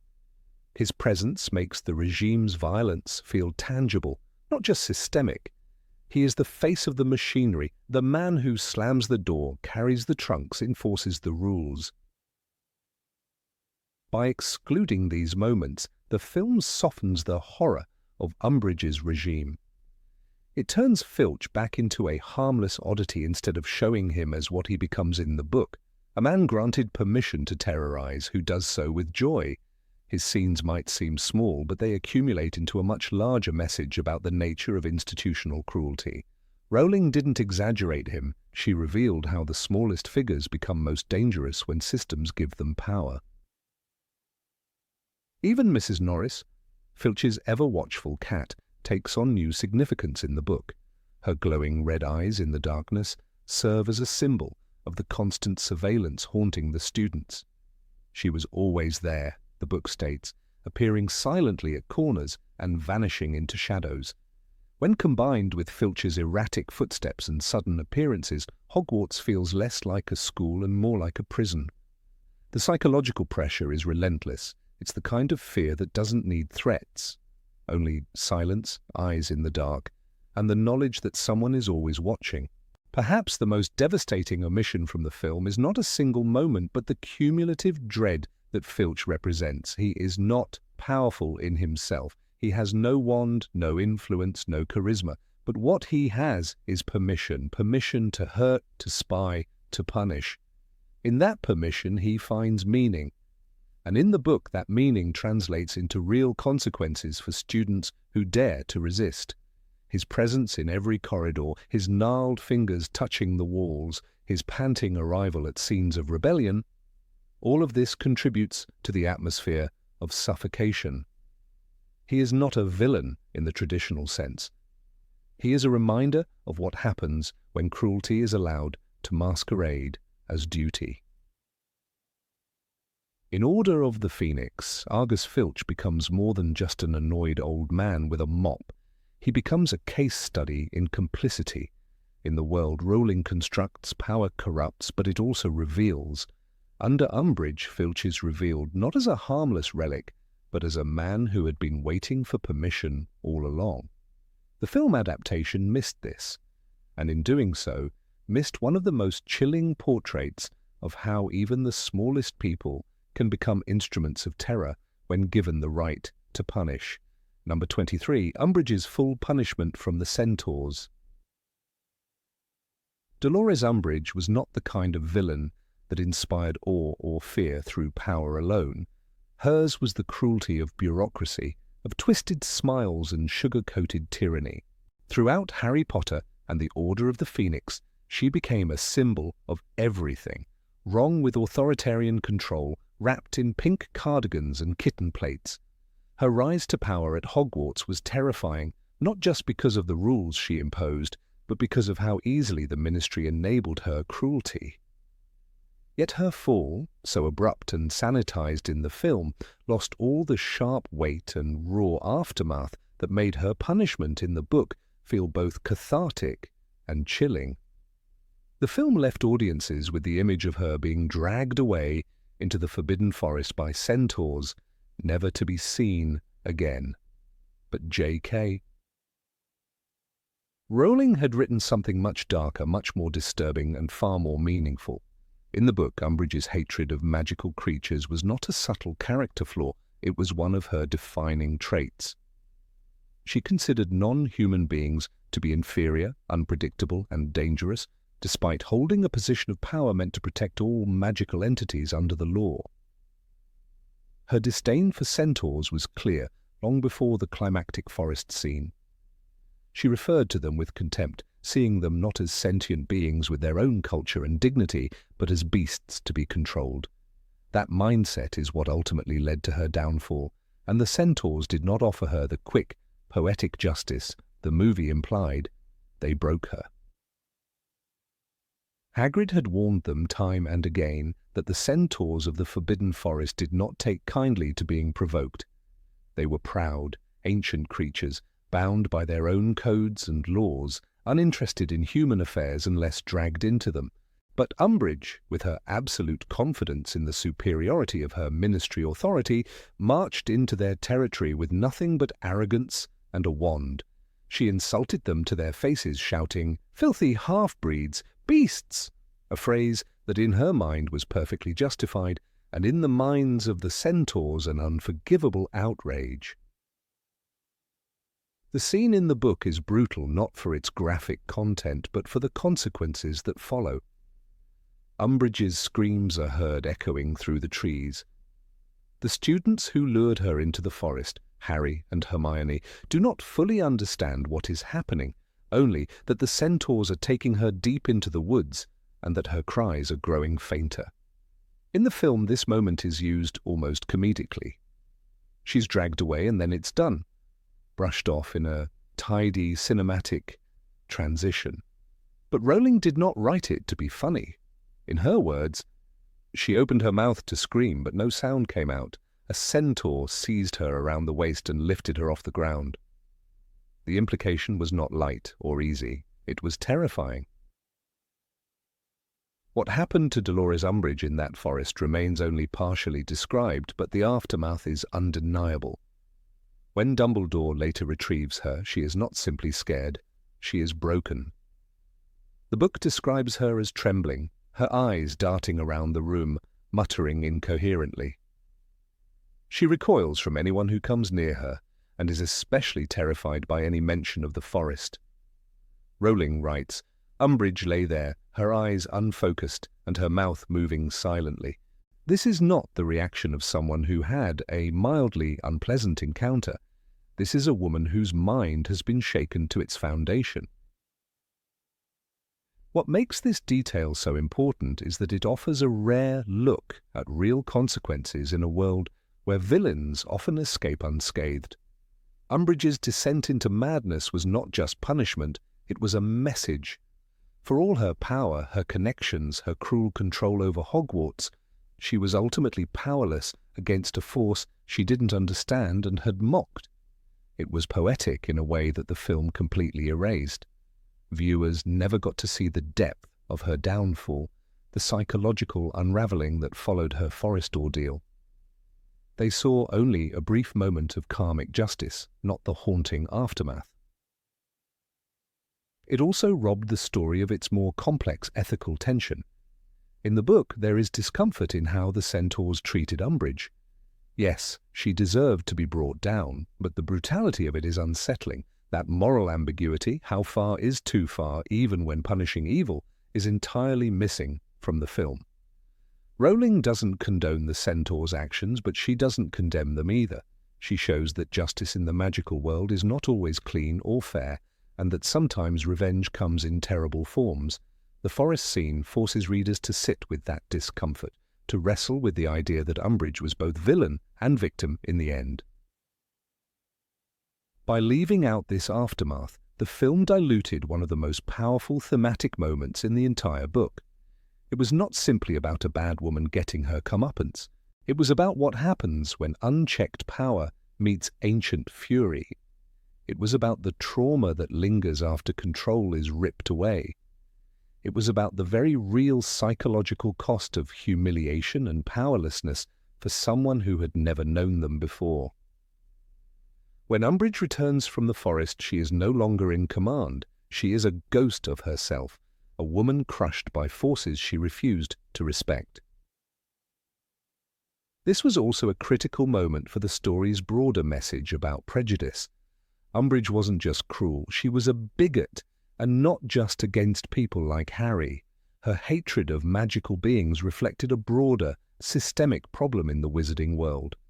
Her mistreatment of Hagrid, her firing of Professor Trelawney, her attempts to banish centaurs from public spaces, all of it stemmed from her belief that only a narrow kind of magic, approved and controlled by the Ministry, deserved to exist.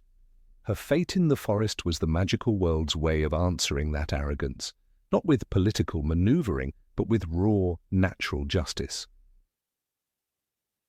There is a reason that even after her rescue, she never returned to her former position of authority. Dumbledore's return to Hogwarts rebalanced the power, but it was the centaurs who delivered the blow that ended her reign of terror.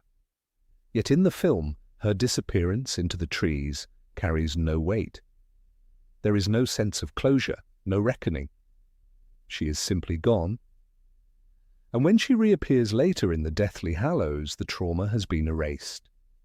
She is once again smug, composed, untouched by what was supposed to be a defining moment of reckoning. That robbed the character and the audience of a deeper truth. In the book, the trauma stayed with her. Even in the ministry, even after regaining some of her influence, she was never quite the same.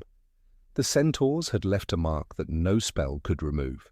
Rowling showed that power does not protect against consequence forever. Even those who feel untouchable can be shattered. This detail was not just character development, it was world building. It reminded readers that the magical world, for all its whimsy, could be brutal and unforgiving when wrongs went too far.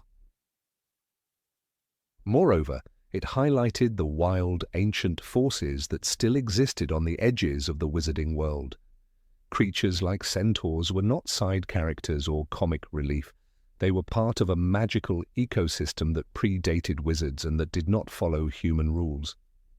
They had their own laws, their own sense of honor and vengeance. When Umbridge entered their realm with contempt and superiority, she violated an unspoken boundary. Her punishment was a return to balance, not mercy, not reform, balance. This narrative choice also gave Hermione a complex layer of cunning. It was she who lured Umbridge into the forest, fully aware of the risks. In the book, Hermione's fear was real, but so was her calculation. She knew what might happen.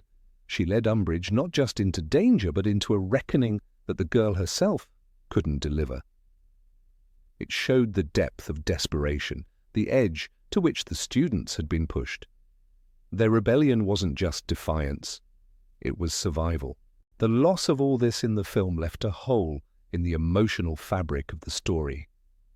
Without the psychological aftermath, without the trembling woman in the hospital wing, without the haunted silence that followed, the audience missed the warning. Cruelty has a cost. The book delivered that message with precision and darkness. The movie, by omitting it, spared viewers from discomfort but also from depth. And in doing so, it lost one of the most haunting victories of the war against Umbridge. Number 24, Creature's deeper and darker role. In Harry Potter and the Order of the Phoenix, Kreacher, the Black family's aged and bitter house elf, appears in the film as little more than a muttering background character. He shuffles into frame, utters a few venomous lines under his breath, and vanishes, leaving behind nothing but a faint sense of annoyance. The movie audience receives no real insight into his motivations, his loyalties, or the consequences of his actions. In contrast, J.K. Rowling's novel paints Kreacher as a deeply tragic figure, layered with complexity, pain, and quiet treachery that has irreversible consequences. In this omission, the film adaptation robs the audience of one of the story's most powerful human, if not entirely human, tragedies. Kreacher's story is not one of comic relief, but of generational trauma and twisted devotion. For centuries, he served the noble and ancient House of Black, a family consumed by its own obsession with blood purity and allegiance to Voldemort's ideology. Kreacher absorbed these values like a sponge, internalizing their hatred and prejudice, not because he chose them, but because they were all he ever knew. He adored Walburga Black, Sirius's mother, whose portrait still screams from the wall in Grimmauld Place. When Sirius returned to live in the family home, Kreacher saw him not as master, but as a traitor to everything the house once stood for. This friction sets the stage for Kreacher's pivotal betrayal, one that the film barely touches. Rowling doesn't simply tell us that Kreacher dislikes Sirius, she shows us. In the novel, Kreacher speaks of Sirius with a venomous reverence for the past, whispering insults and praises of old traditions. "Filthy half-blood," Kreacher muttered, "sullying the house of my fathers." These lines are not meaningless mutterings, they reveal a psyche shaped by decades of conditioning and pain. Kreacher doesn't just hate Sirius personally, he despises what Sirius represents: change, rebellion, and the desecration of the sacred lineage Kreacher worshipped. In contrast, he idolizes the old Black family members who upheld the pure-blood ideals, such as Regulus Black, Sirius's younger brother, who died trying to bring down Voldemort. This is not explored in the film at all, and yet it forms the foundation for Creature's ultimate shift in allegiance. The novel makes it painfully clear that Creature's betrayal is a direct consequence of Sirius's mistreatment.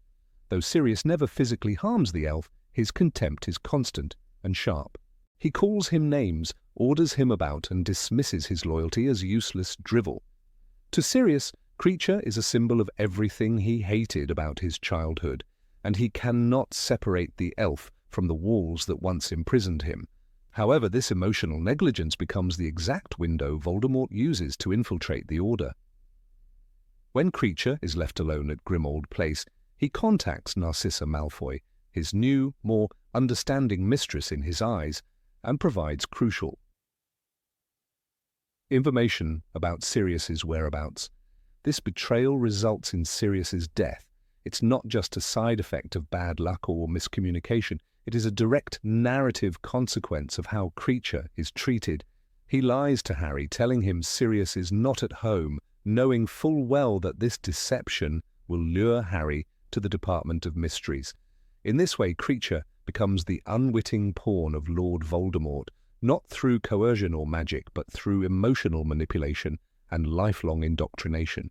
The film brushes past this chain of events, reducing Sirius's death to an impulsive rescue mission rather than the heartbreaking result of a series of neglected relationships and ignored warnings. There is poetry in Creature's misery that the movie never attempts to translate. He is a mirror to the rotting grandeur of the Black family itself, once powerful, now crumbling. His muttered insults and rigid traditions are the last echoes of a dynasty built on hate and fear. When Sirius tries to make the house habitable again for the Order, he does so physically, scrubbing the walls and clearing out dark artifacts, but he never attempts to cleanse the spiritual decay that Creature embodies. In neglecting this, he seals his fate. One of the most profound arcs in the books is how Harry, unlike Sirius, learns to treat Creature with a semblance of respect. In Harry Potter and the Half-Blood Prince, Dumbledore tells Harry, "You are the true master of the House of Black now, Harry, and Creature must do as you command." But Dumbledore cautions him to temper his authority with kindness. When Harry begins to treat Creature with dignity, giving him the locket of Regulus, listening to his story, the elf's loyalty shifts. In time, Creature becomes a true ally to Harry and fights for him in the final battle. This redemption arc is subtle, emotional, and rooted in mutual understanding. None of this appears in the film. The film audience never sees the tearful moment Creature reveals how Regulus sacrificed himself to retrieve Voldemort's Horcrux. It is a tale of love and sacrifice buried beneath Creature's gruff exterior. Master Regulus took from the Dark Lord the locket. He told Creature to come back home, and he drank the potion, and he died. These broken sentences, delivered with reverent agony in the book, reveal a bond deeper than servitude. Creature didn't just obey Regulus, he loved him. That love, once rekindled by Harry, becomes a source of strength rather than a shackle. By excluding this emotional evolution, the film not only diminishes Creature's importance, but also undermines one of the story's central themes, the power of empathy to undo generations of hatred. Creature is not evil. He is a product of his environment, molded by a household that celebrated cruelty and punished compassion. When Harry breaks that cycle, however briefly, he proves that understanding and kindness are not just virtues, they are weapons against darkness. Creature also functions as a moral test in the series. Characters reveal who they are and how they treat him. Sirius's disdain, Hermione's activism, Harry's eventual kindness, all are reflections of their internal values. Hermione's campaign for house elf rights, often ridiculed as comic relief in the films, gains weight when viewed through Creature's story. He is the living embodiment of systemic abuse, forced to serve, denied autonomy, and treated as a relic rather than a being with emotions. To see him only as comic relief is to mock centuries of suffering. The tragedy of Creature is that he never had a chance to be anything else. His worldview was carved into him like stone, and only the tiniest acts of mercy could begin to chip away at that block. Rowling's writing allows us to pity him, even as we fear his actions. The books challenge us to see beyond first impressions, to understand the pain behind cruelty. The films offer none of this complexity. Instead, they hide it beneath layers of visual noise and plot convenience. In ignoring Creature's depth, the film also downplays the thematic richness of Order of the Phoenix. The book is not just about rebellion or prophecy, it is about grief, legacy, and the burden of the past. Creature is the ghost in the attic of the Black family, the one Sirius refuses to confront, and the one Harry finally learns to acknowledge. He is a symbol of what happens when wounds are left to fester, and when voices are silenced for too long. His redemption is quiet, but it matters. Sirius's death is framed in the film as a moment of heroic tragedy. He dies fighting, struck by Bellatrix Lestrange. But without the context of Creature's betrayal, it feels sudden and disconnected. In the book, his death is the culmination of personal failure, both his and the Order's, to understand the silent forces at work within their own home. It is not just a blow to Harry, it is a lesson in the cost of arrogance and neglect. Creature's arc, as told in the novels, is not flashy. It doesn't explode or dazzle, it lingers in the background, festering, until it erupts in quiet consequence. His role is proof that battles are not won through force alone, but through understanding the pain that breeds enemies and the healing that builds allies. In cutting this, the film traded nuance for simplicity, depth for efficiency.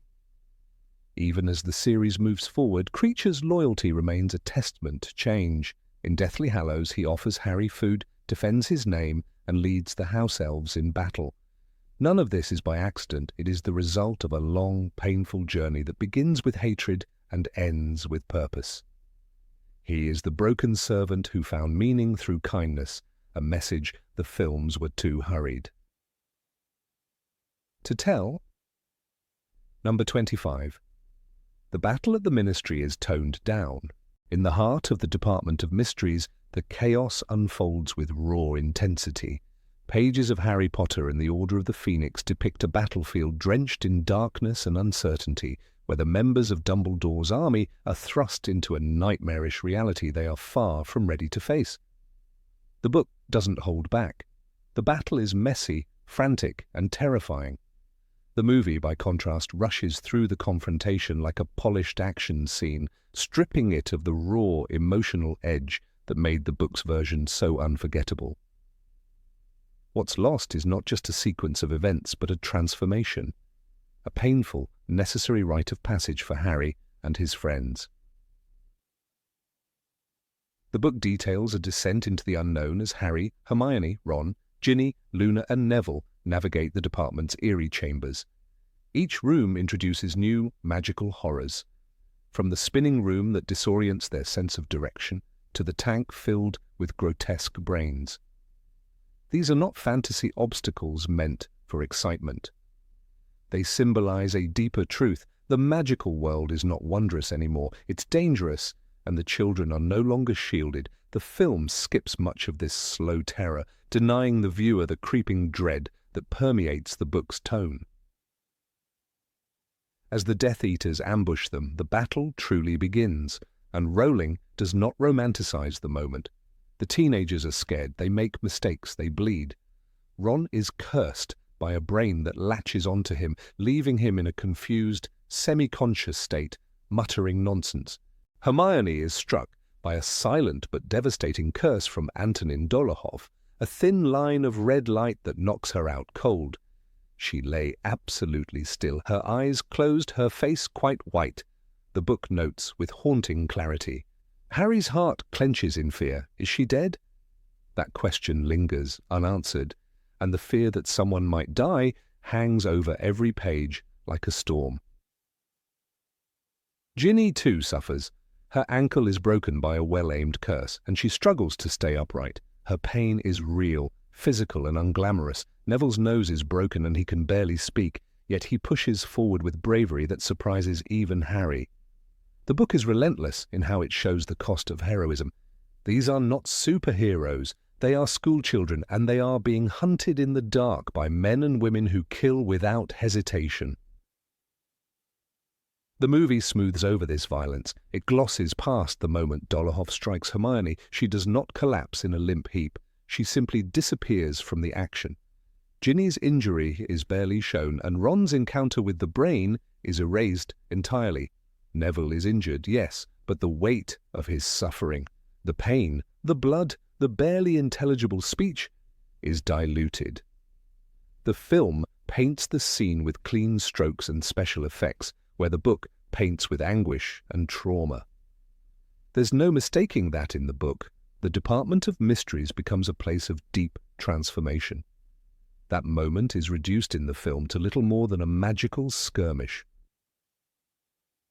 In the novel, each friend saves another. Harry lunges to protect Hermione. Neville stands by Harry despite his wounds, insisting on continuing, even when he's barely able to walk or talk. "We're not giving it to them," Neville says through broken teeth, refusing to surrender the prophecy. There's nothing more noble or tragic than this. A boy who has already lost everything refusing to let anyone else down. The book grants Neville his quiet heroism, shaped through agony.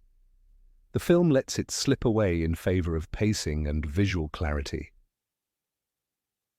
The pacing of the book's battle is chaotic by design. It isn't meant to be followed cleanly, it's meant to be endured. Rooms blur together, the teens are separated, they regroup, split again, dragged apart by curses and collapsing shelves. The Hall of Prophecies is a death trap of glass and shadows. Ginny's scream when a Death Eater grabs her echoes painfully. Luna's wand is ripped from her hand. Hermione goes down with a whisper, not a bang. The suspense is in not knowing who will fall next. The film, unfortunately, rearranges and condenses all of this into a sequence that lacks weight. The characters dart through the Hall of Prophecies with a kind of mechanical urgency. The fear is replaced by choreography. The Death Eaters are intimidating, yes, but not terrifying. In the book, Bellatrix Lestrange is a phantom in the dark, sadistic, cunning, untouchable. In the movie, she feels like just another opponent to be knocked down by a well-aimed spell. The sheer dread she inspires in the novel is left behind on the cutting room floor. Harry's own trauma is diminished as well. The book captures his helplessness when he's left with Neville, the least experienced of them all, trying to protect both the prophecy and what remains of his wounded friends. He's frantic, desperate, not because he's the chosen one, but because he's a child watching his friends fall around him. The movie places him in control, casting spell after spell with calm precision. But Harry in the book is not calm, he's crumbling. The stakes are too high and he knows it. He's in over his head and it shows in every decision he makes. One of the most tragic omissions is the significance of the prophecy itself. In the book, it is destroyed not by accident but as a direct result of Neville's injury and Harry's attempt to save him. That moment underscores the theme. What matters isn't prophecy but people. Harry chooses Neville over fate. The prophecy shatters, and with it, the illusion that there is a clear path forward. The future is uncertain now, shaped not by destiny but by blood, pain, and sacrifice. In the film, the prophecy breaks amid the scuffle, robbed of that emotional weight. There's no choice, there's only noise. Sirius's death, though present in both mediums, feels more brutal in the book precisely because of the pain that precedes it. The emotional foundation is stronger when the battle has truly felt like a gauntlet. By the time Bellatrix's curse hits him, the reader is already exhausted, already mourning the loss of innocence. He fell through the ragged veil hanging from the arch, Rowling writes, and time stops. The film captures the visual but not the impact. The surrounding tragedy is softened, and Sirius becomes yet another casualty, not the culmination of an hour-long descent into darkness. After the battle, The book gives space to the aftermath, the broken bodies, the questions, the hospital wing. Ron is still babbling. Hermione is unconscious. Ginny limps. Neville can barely move. There is no sense of triumph, only survival. The cost is visible, physical, emotional. The film rushes past all of this. There is no recovery, no stillness, no reckoning. The children are made whole again too quickly, and the viewer is denied the chance to process the weight of what's happened. In doing so, the film cheapens the reality of war. The Department of Mysteries sequence in the book is not just action, it is character development. It is the moment when the lines between childhood and adulthood blur. When magic ceases to be wondrous and becomes cruel. When friends are no longer classmates but soldiers. The scars are not just magical, they are human. The film, in polishing the edges, loses the very thing that made the scene matter, the humanity of it. By softening the trauma, the movie distorts the message. The book teaches that bravery comes at a cost, that friendship is forged in pain, and that war spares no one. When Ron loses his mind, when Hermione falls silent, when Ginny cannot run, it is not for spectacle, it is for truth. They are children, they are not ready, and still they fight. That's what makes them heroes. This omission or simplification is not a mere cinematic decision, it is a loss of a profound turning point. In the book, the battle at the Ministry is a tragedy. It is the first true confrontation with death, pain, and helplessness. It is not clean, not exciting, not victorious. It is necessary, and it changes them all. That transformation, so pivotal, so earned, is barely touched in the film, and that silence, that absence, leaves behind the ghost of a story untold. Number 26. Harry tries to talk to Sirius's ghost. When Sirius Black fell through the veil in the Department of Mysteries, Harry Potter's world shattered in a way it had never done before. The boy who had faced dragons, dementors, and Death Eaters now stood paralyzed by a pain more human than magical. The death of his godfather was not just a plot twist. It was a defining moment of grief, an event that cracked open the truth about loss in the wizarding world. In the book Harry Potter and the Order of the Phoenix, J.K. Rowling gave this grief the depth it deserved. She explored Harry's desperation, his confusion, and his need to understand death, to undo it, or at least to speak to Sirius one last time. But the film adaptation denied viewers this crucial emotional journey. By excluding Harry's conversation with nearly headless Nick about the fate of the dead, the movie stripped the story of one of its most powerful truths, that not all pain has closure and some absences will echo forever. In the days following Sirius's death, Harry is not angry in the way he was after Cedric died. This time, he is hollow. He moves through the halls of Hogwarts not as a hero, but as a boy whose guardian was just taken from him. Rowling did not rush past this moment.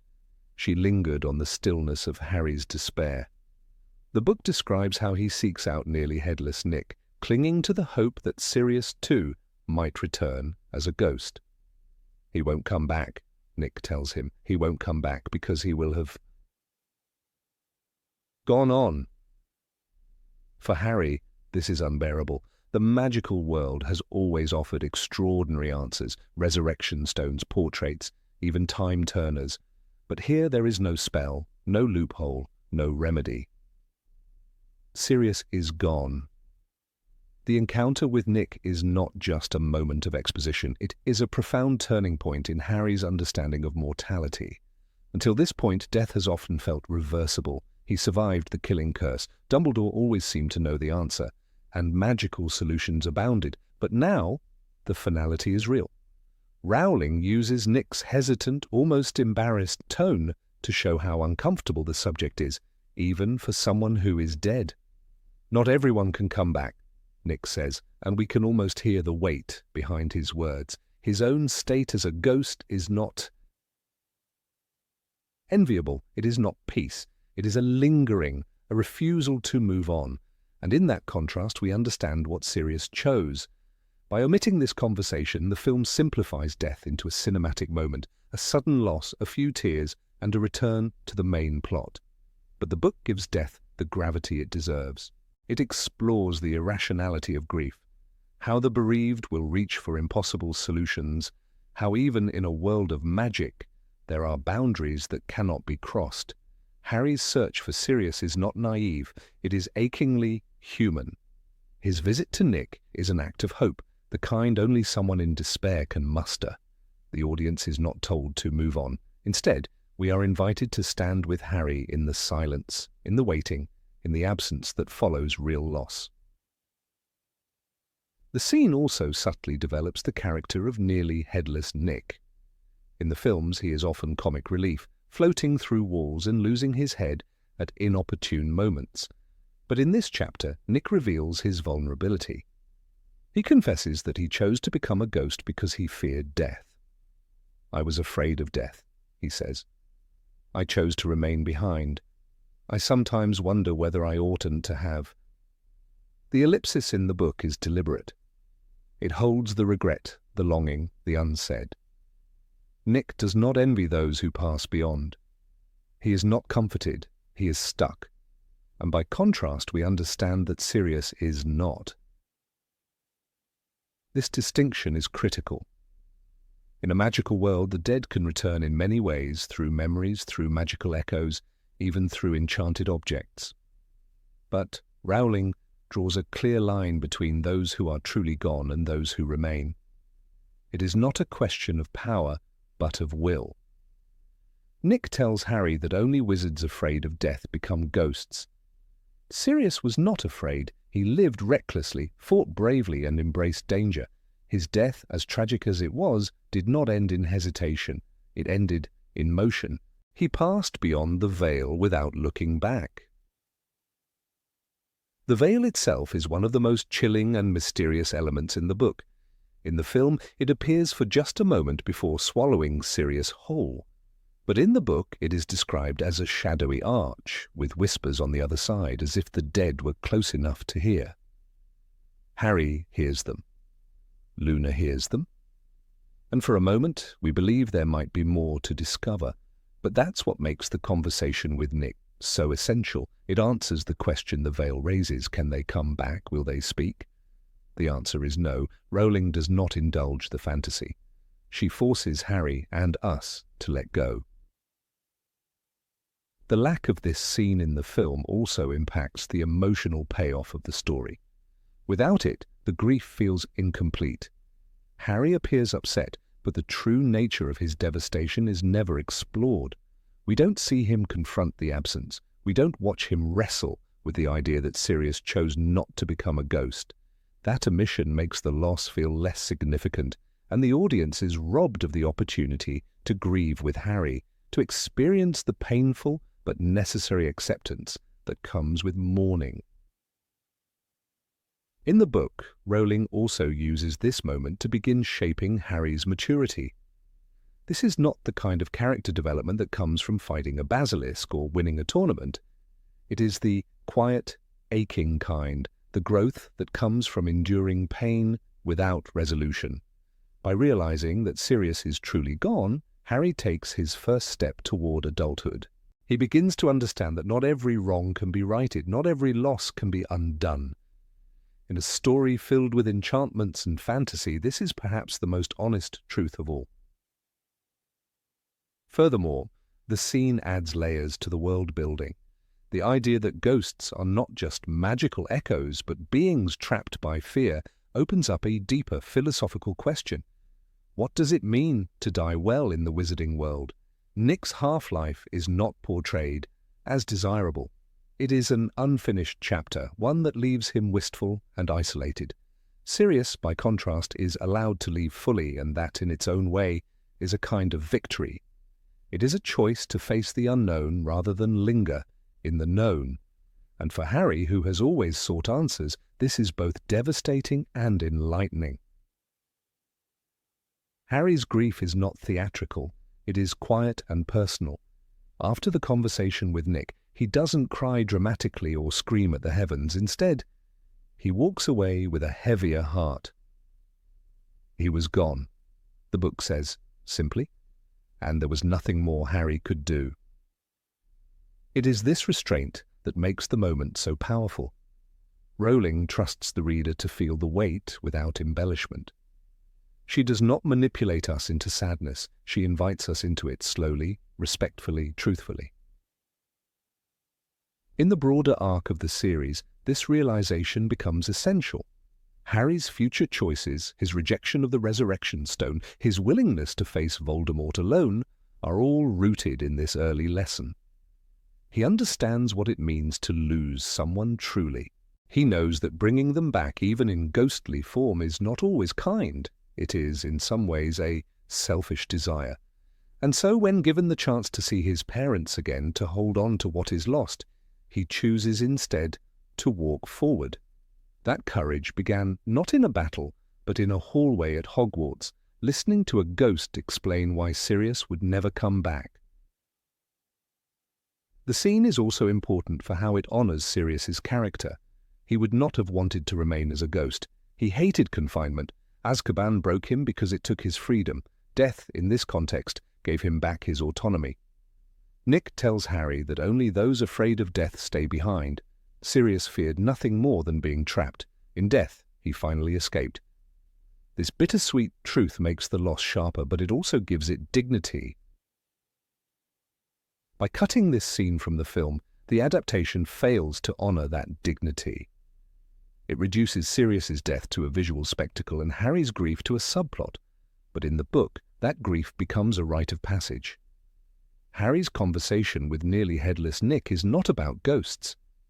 It is about love, loss, and the painful acceptance that some doors once closed stay closed forever.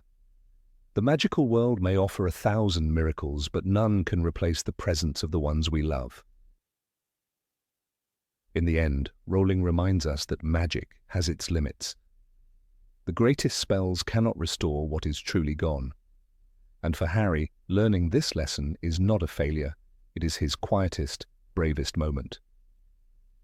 The absence of this scene in the film may go unnoticed by many, but for those who have read the book, it remains one of the most human passages in the entire series, a reminder that grief is not something to be resolved, but something to be lived through, one heartbreaking step at a time. Number 27, Harry destroys Dumbledore's office in grief. Harry stood in Dumbledore's office, shattered by the weight of Sirius Black's death. The remnants of the battle at the Department of Mysteries clung to his skin like soot, but the real destruction was happening now within his heart. Rage surged through him like a tidal wave, wild and unrelenting, and for the first time, the calm and wise office of Albus Dumbledore transformed into a battlefield of its own, as Harry let his grief take shape in shattered instruments, splintered tables, and flying debris. This was the moment J.K. Rowling gave us, a boy torn apart by loss, screaming for answers, tearing at the world that betrayed him. The film adaptation of Harry Potter and the Order of the Phoenix, however, robbed the audience of this pivotal moment. The quiet, brooding Harry of the movie held his sorrow like a closed wound, but the book let him scream. In the book, the pain is tangible.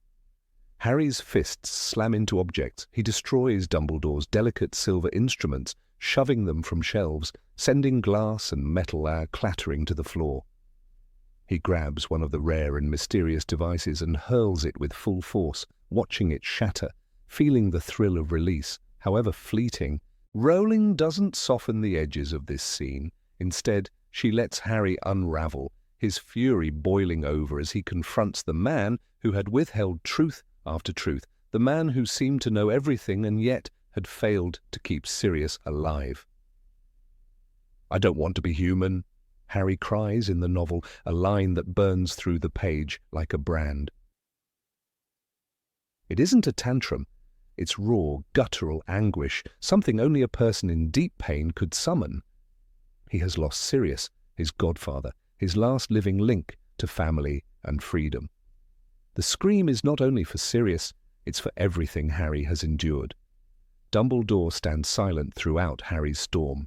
He does not raise his wand, does not shield his precious instruments. He allows Harry to rage, and in doing so, he gives him permission to grieve. This is a pivotal moment in their relationship. The headmaster, so often calm and unreadable, chooses not to control or guide the emotion in the room. He lets it breathe, he lets it burn. In a world where Harry has constantly had to be strong, this is the first time he is allowed to fall apart. And it's not weakness, it's transformation. What makes the scene extraordinary is not just Harry's breakdown, but Dumbledore's understanding of what it represents. He is not being disrespected. He is witnessing a boy become a man through sorrow. The movie replaces this with silence. There is no outburst, there is no wreckage, there is only a muted exchange in which Dumbledore stands behind his desk, solemn and still, and Harry sheds a single tear. No shattered devices, no screams, no accusations. The scene that should be a crescendo becomes an afterthought. Cinematically, it is beautiful, but emotionally, it is hollow. The urgency, the fire, the thunderstorm inside Harry's chest, gone. The audience doesn't get to see how the death of Sirius fractures Harry's soul. They only see him subdued, already swallowing his emotions before we can feel them. And so a crucial piece of his journey toward adulthood is erased. Rowling wrote the scene not just as an emotional release, but as a narrative evolution. For the first time, Harry directly blames Dumbledore. He demands the truth. "Then I've got nothing to lose, have I?" he yells when Dumbledore warns him of the pain the truth may cause. These words are not spoken with calm maturity. They are flung like daggers. He doesn't want to be protected anymore. He doesn't want quiet explanations or riddles. He wants honesty, even if it burns. He is not a child begging for comfort. He is a young man demanding justice. And in this crucible of fury and grief, Dumbledore finally tells him everything about the prophecy. But the truth only deepens the ache. It is in that moment, standing among broken glass and whirring silver pieces, that Harry learns he has been marked from birth, that either he must kill Voldemort or be killed by him. The fate of his life spelled out in cold, unforgiving terms. And yet the scene remains rooted in Sirius's death. The prophecy matters, but what matters more is that Harry is hearing it while still bleeding from loss. The knowledge doesn't numb the pain, it sharpens it. The world didn't just take Sirius, it gave Harry a death sentence in return. The book makes us feel that. It traps us in the room with him. It forces us to listen to his heartbeat, frantic and furious. There is no catharsis in the film. The emotions are edited, sanded down to fit the pacing, but that does a disservice to the character. Harry is not stoic, he is passionate, he is human, and humans mourn messily. The movie's Harry is too restrained, too composed for someone who has just watched his godfather fall through a veil of death. He should be unraveling, questioning everything, breaking down under the weight of what he's lost. The absence of that scene is not just a missing moment, it's a missed opportunity to understand Harry's growth. He does not mature through battle, he matures through heartbreak.